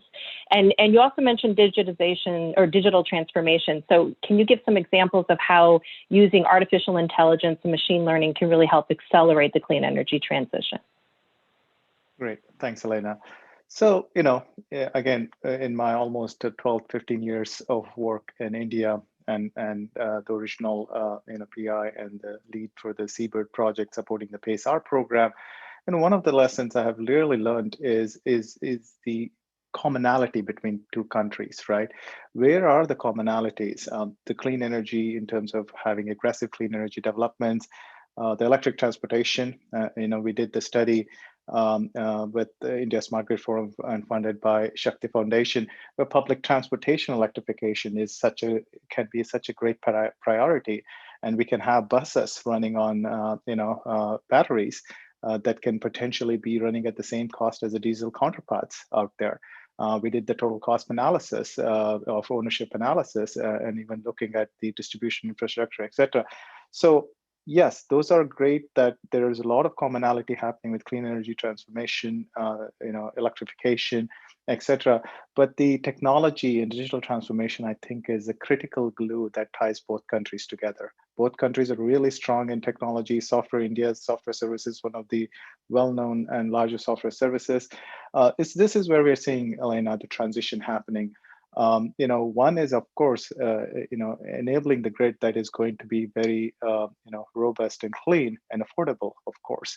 The second aspect of that is very critical is how do you tie all of these things together using data, using communications, and using artificial intelligence. The utilities that we work with, at least in my program, over 45 utilities globally, one of the key trends they are seeing is what can I do with data? Okay, and how can I use the data to offer new services? I quote Ernie Muniz's, statement that he made during 2014 Strategic Energy Dialogue. He said, let's not worry about the future of the utility. Let's think the utility of the future, right? So what does that model really looks like in terms of being able to offer new services to customers that really considers that clean transportation and clean energy system of the future? I think that is going to be very critical. There are many different service models. Demand response, demand flexibility is one of them. You could call them grid integrated buildings or grid interactive buildings. Electrification and transportation, and how transportation can play a very critical role in addressing the grid impact, but also becoming a friend to the grid.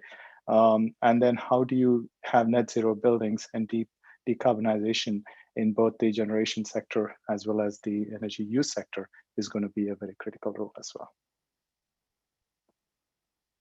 Thank you, Rish. OP, over to you. Given your experience in urban development and sustainable transport, I'd like you to speak a little bit about the challenges and opportunities presented by India's rapid urbanization, particularly in the transportation sector. We are aware of the FAME 1 and 2 programs to advance adoption and manufacturing of hybrid and EVs. But can you also speak to some of the policy and regulatory challenges that remain, or are they mostly technological issues? And can you speak a little bit about the public charging infrastructure that will be needed to electrify the vehicle fleet? Thanks, Alina. I think very, very interesting question. And all I can say is, I think on the electrification of mobility in India, we're at a stage where things are moving in the right direction, but not at the pace at which it should be moving. I think this kind of a transition, which involves a whole lot of supporting infrastructure to come up, and the ICE engine vehicles have had 100 years in which they built up that kind of a infrastructure. Electric vehicles are going to take time. So it's not just a question of dropping battery prices. It's also a question of the charging infrastructure coming up, and number of teething problems that we are seeing is while mandates have been given to utilities on setting up, say, 500 charging stations or 100 charging stations somewhere, the challenge is, where do you set them up? Are you going to put them? So we've seen examples where they've been installed at places where the transportation system doesn't see that location as a value. So it takes a little time before the transportation system and the energy system comes up to optimize the location of these charging facilities. So these are teething problems which you're bound to see. But compared to 3 years ago, today I'm seeing the pace picking up. There is really no doubt anywhere on whether electrification of mobility will happen or not. It is moving in that direction. And what I expect is that in a few years, I think we'll see an exponential growth in electric mobility. Questions have come up about what kind of vehicles, as I mentioned earlier. The focus right now is on public transport, paratransit, to quite an extent of two-wheelers, particularly delivery vehicles. Two-wheeler delivery vehicles, they've had quite a lot of usage, particularly in the pandemic where everything is getting delivered at home. So these are good vehicles to come up. And I think right now it's only teething problems of the agencies which have never worked together, having to work together and understand each other. That's really where we stand right now. Back to you, Alina. Thank you very much. Okay, thank you. Andrew, a lot of analysts point to the importance of technologies like carbon capture, utilization of storage, hydrogen technologies, and other similar types of large-scale technologies that are key to decarbonizing heavy industry. However, the cost of these technologies remain quite high, and which has hindered their deployment. what can governments do to advance progress in critical technologies such as these? You talked about the importance of tackling some of these issues at the government-to-government level, between private sector engagement at subnational level. What can the governments do beyond just providing public financing, but really to help spur movement on these types of technologies and bringing down the cost to advance their deployment? Thanks very much, Alina. A great question. And I would sort of say, and this is, you know, it's like, I think for those of us who have been doing this for a while, and you can tell from my hair that I have been, that, which is both my age and stress level involved in some of these jobs.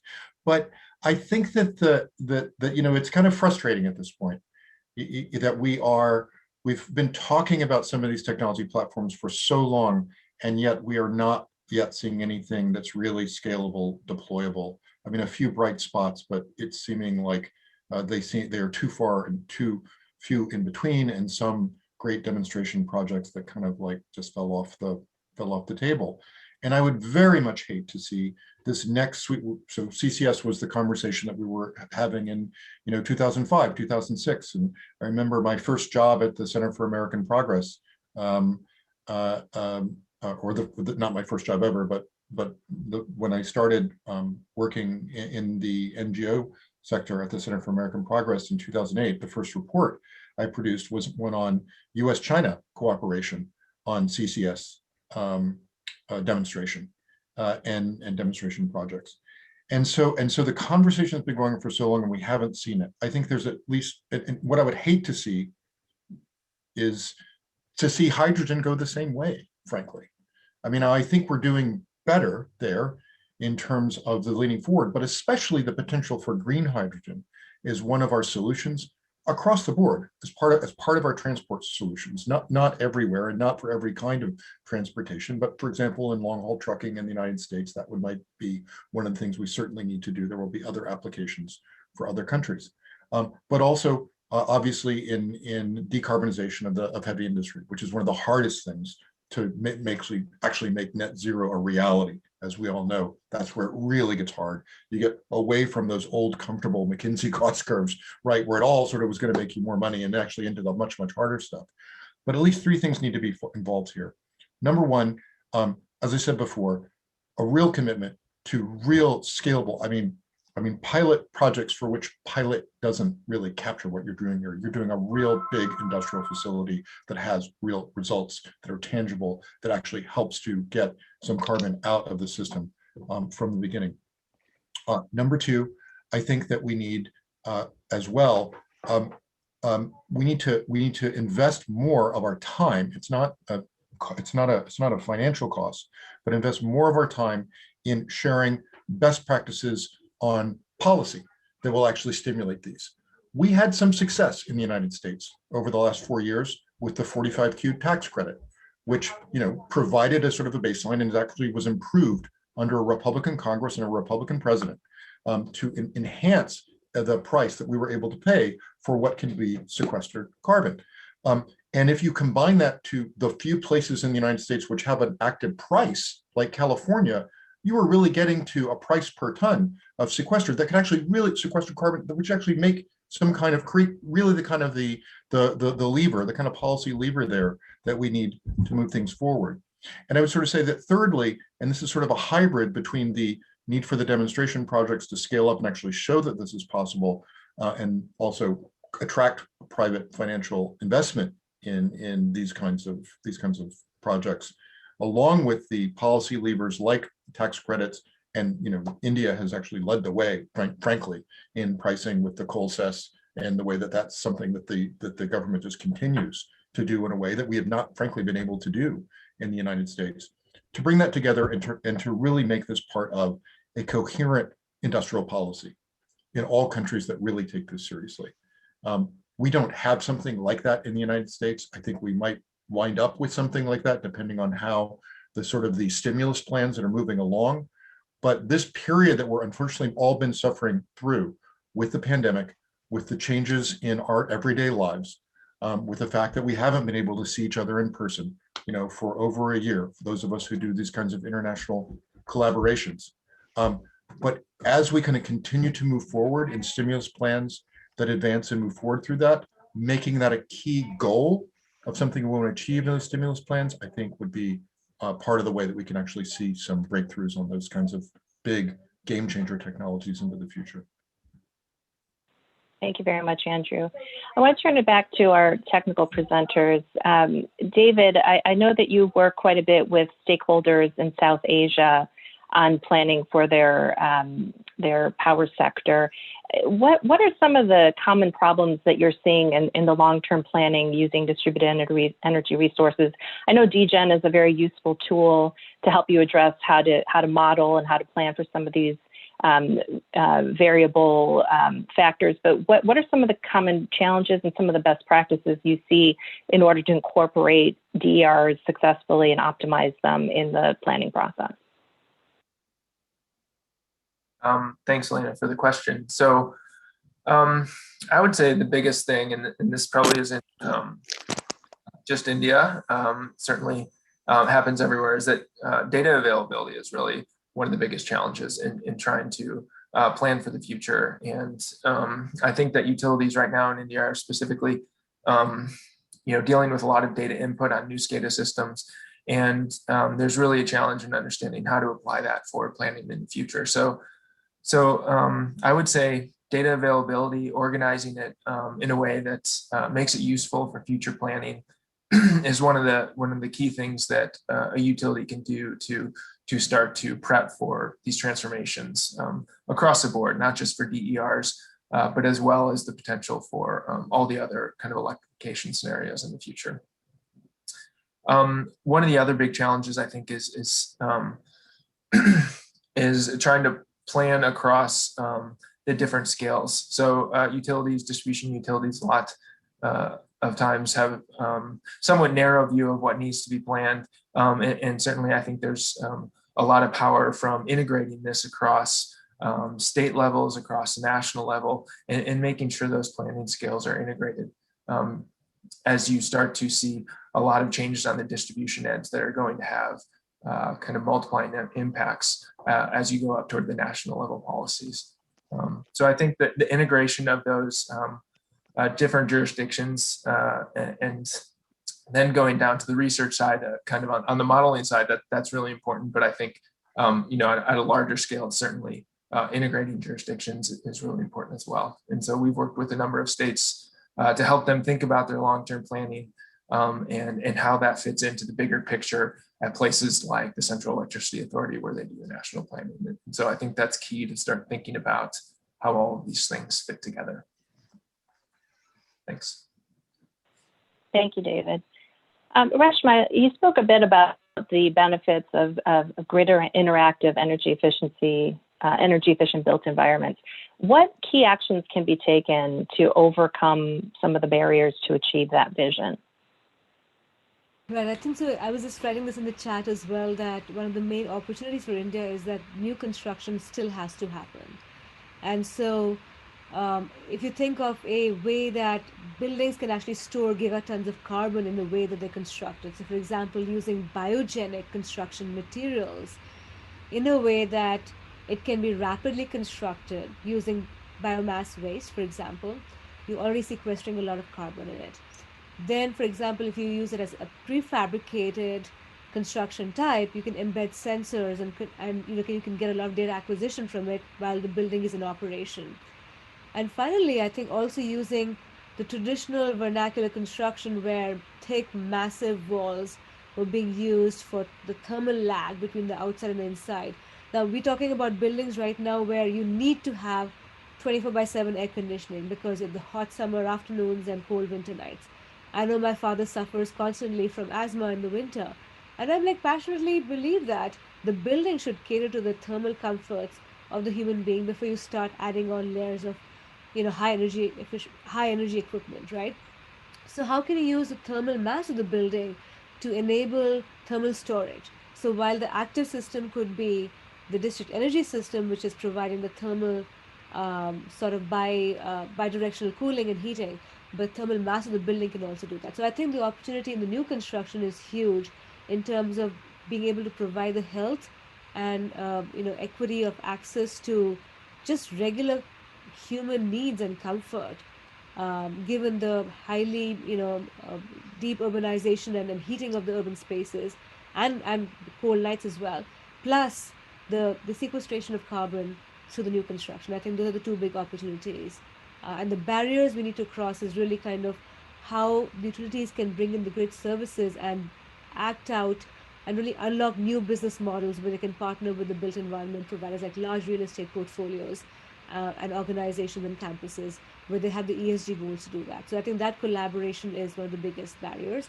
The second barrier is around training of the workforce. So I know Noel and Mr. Srivastava talked about technical workforce, but I think training and providing internships to students who are coming out of architecture engineering colleges to think about operations of the building and not just design of the building, and vice versa. Facility managers talking about how the intent of design can be converted into operations.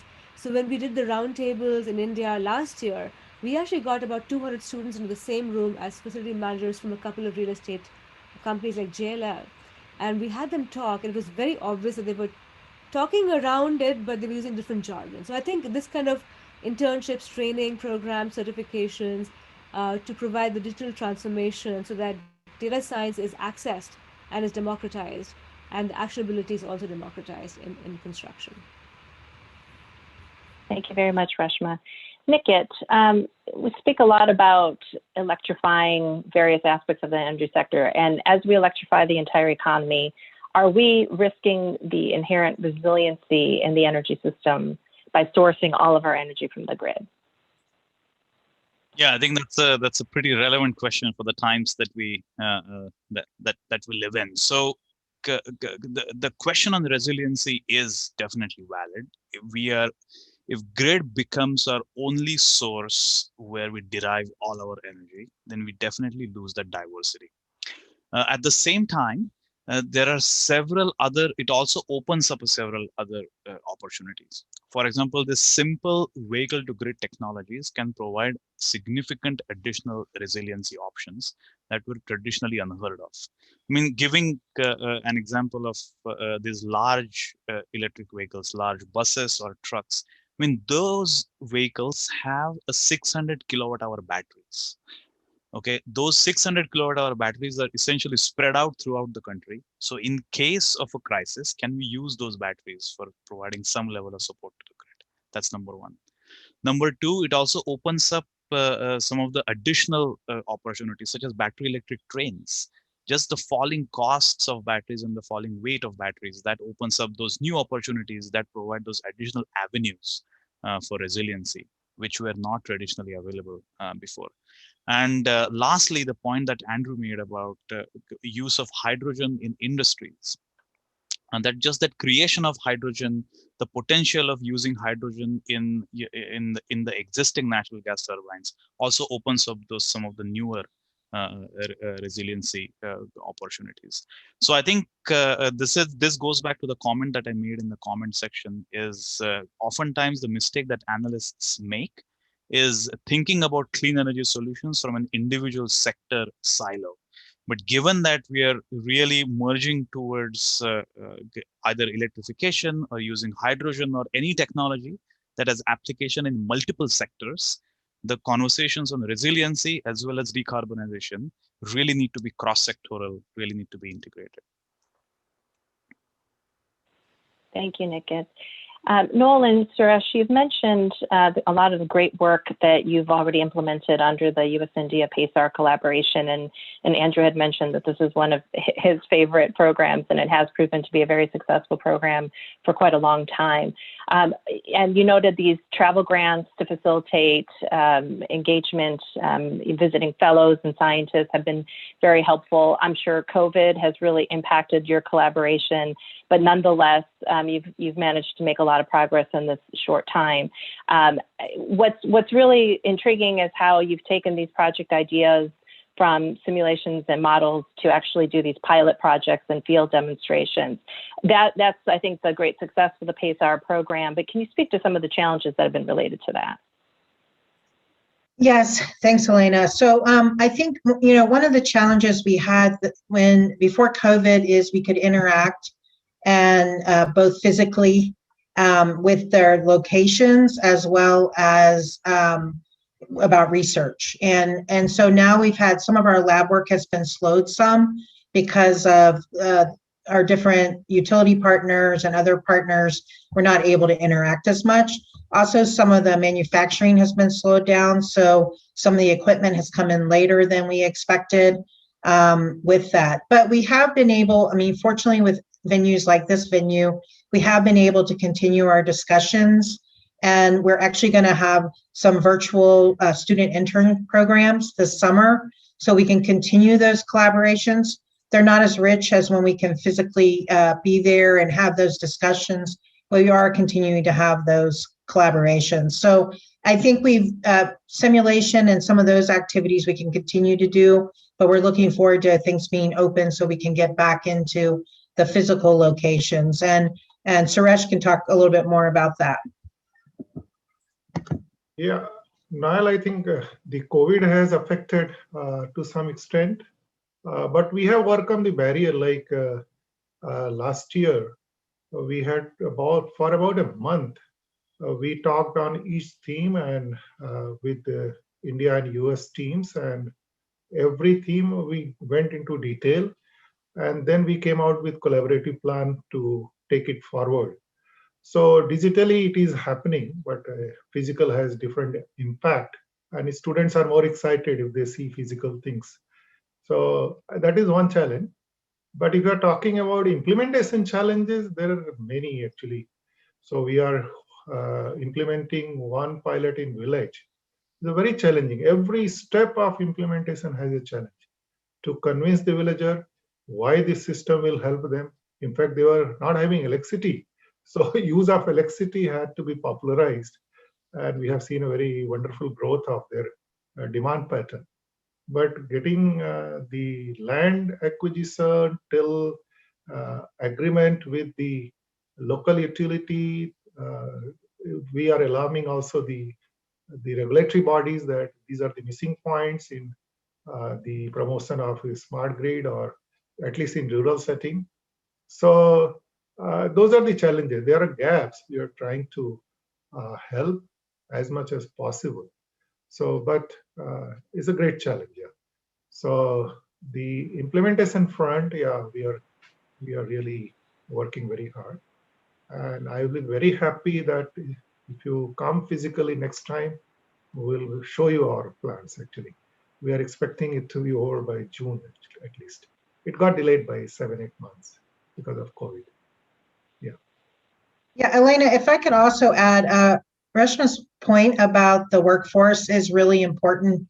I think we've seen a lot of that because we're working with the distribution system, and as we're looking at the homes and the village, and as well as we're really there's inside the meter is now, it's becoming now one system that we're working with. And I think we're seeing at universities, architecture and engineering, power engineering, working with data science and AI to see how do we integrate all that intelligence into our design, into our operations and other activities. So I just want to, I put it in the chat, but I just wanted to highlight that we are seeing that integration more, and we're no longer, we're working to break down the stovepipes that we have in those areas. Thank you very much. I'm mindful of the time, so I'll ask one last question for our three panelists, for same question for all three of you, regarding the impact of the COVID-19 pandemic on the clean energy transition.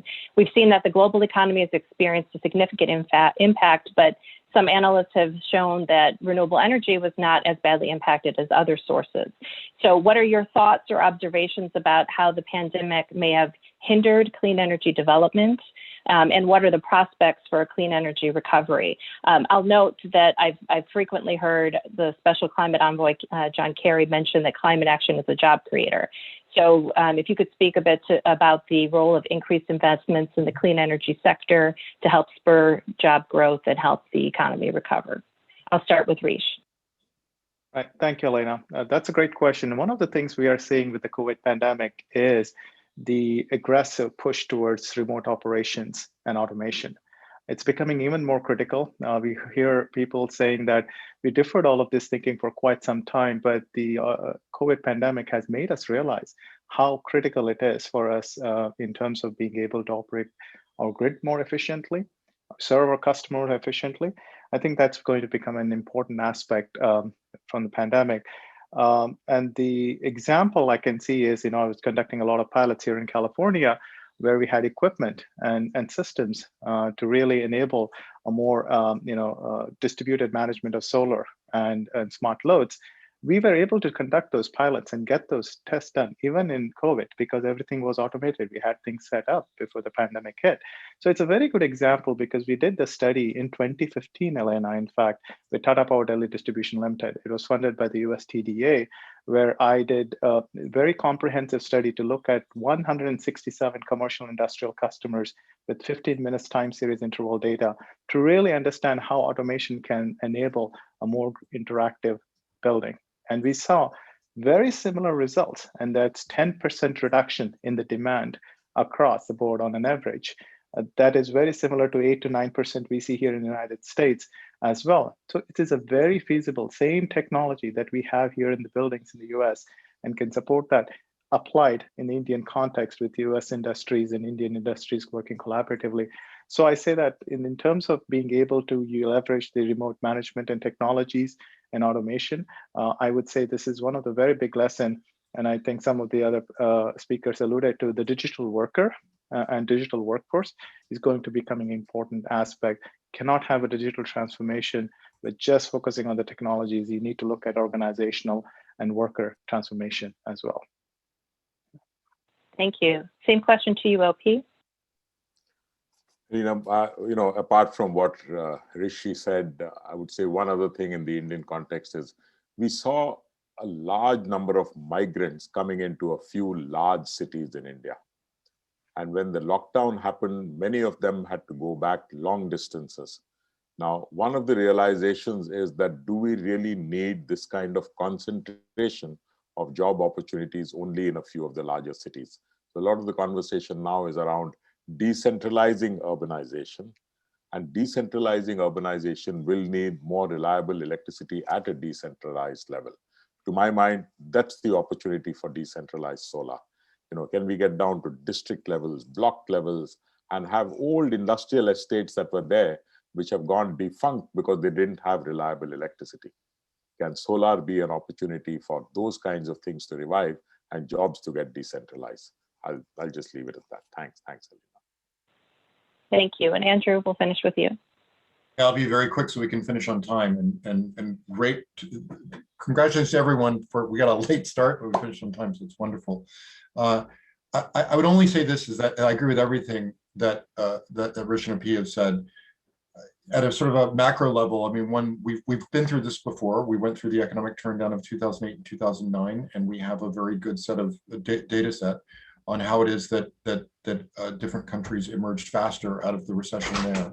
And the one thing that's very clear is if you look at, for example, the data on what OECD parties just alone spent, Korea spent a greater proportion of its stimulus packages coming out of the 2008-2009 recession on green recovery, broadly construed, rather than other ways that people were able to invest in their economies to recover. And they came out faster than any OECD party out of that recession. Now, that is not strictly causal at all. There's some correlation going on there. But as you dig into those numbers, and there's been lots of really good work that's been done on this, I think you can kind of see that there's a trend there, that this is a way of growing our economies out and making them more resilient. And moreover, as I said, sort of alluded to at the beginning, we certainly don't want to invest in technologies or ways of doing things in the way we have in the past, as OP and Rich just said, which are just going to continue to put us back in the same problem. If climate change gets worse, then all of the gains that we've made in one generation, right, in respect to bringing people out of energy poverty, strengthening our infrastructure, all of that could go away. And that would be the worst possible use of that effort and that time, and really set us back. So I think that we clearly know that for both positive and avoiding hazards in the future reasons, that a green recovery is the right kind of recovery. Thank you very much, Andrew. And I want to thank all of the panelists and presenters today for a very insightful discussion. I'm very excited about the prospects for refocusing and revitalizing our U.S. and India energy cooperation. We've got a lot of work to do. So thank you all very much for an excellent discussion. And I wish a good evening, a good day to you all. Thank you. Thank you, Elena. Thank you, everyone. Thank you. Thank you, everyone. Thank you. Bye. Bye-bye. Thank you.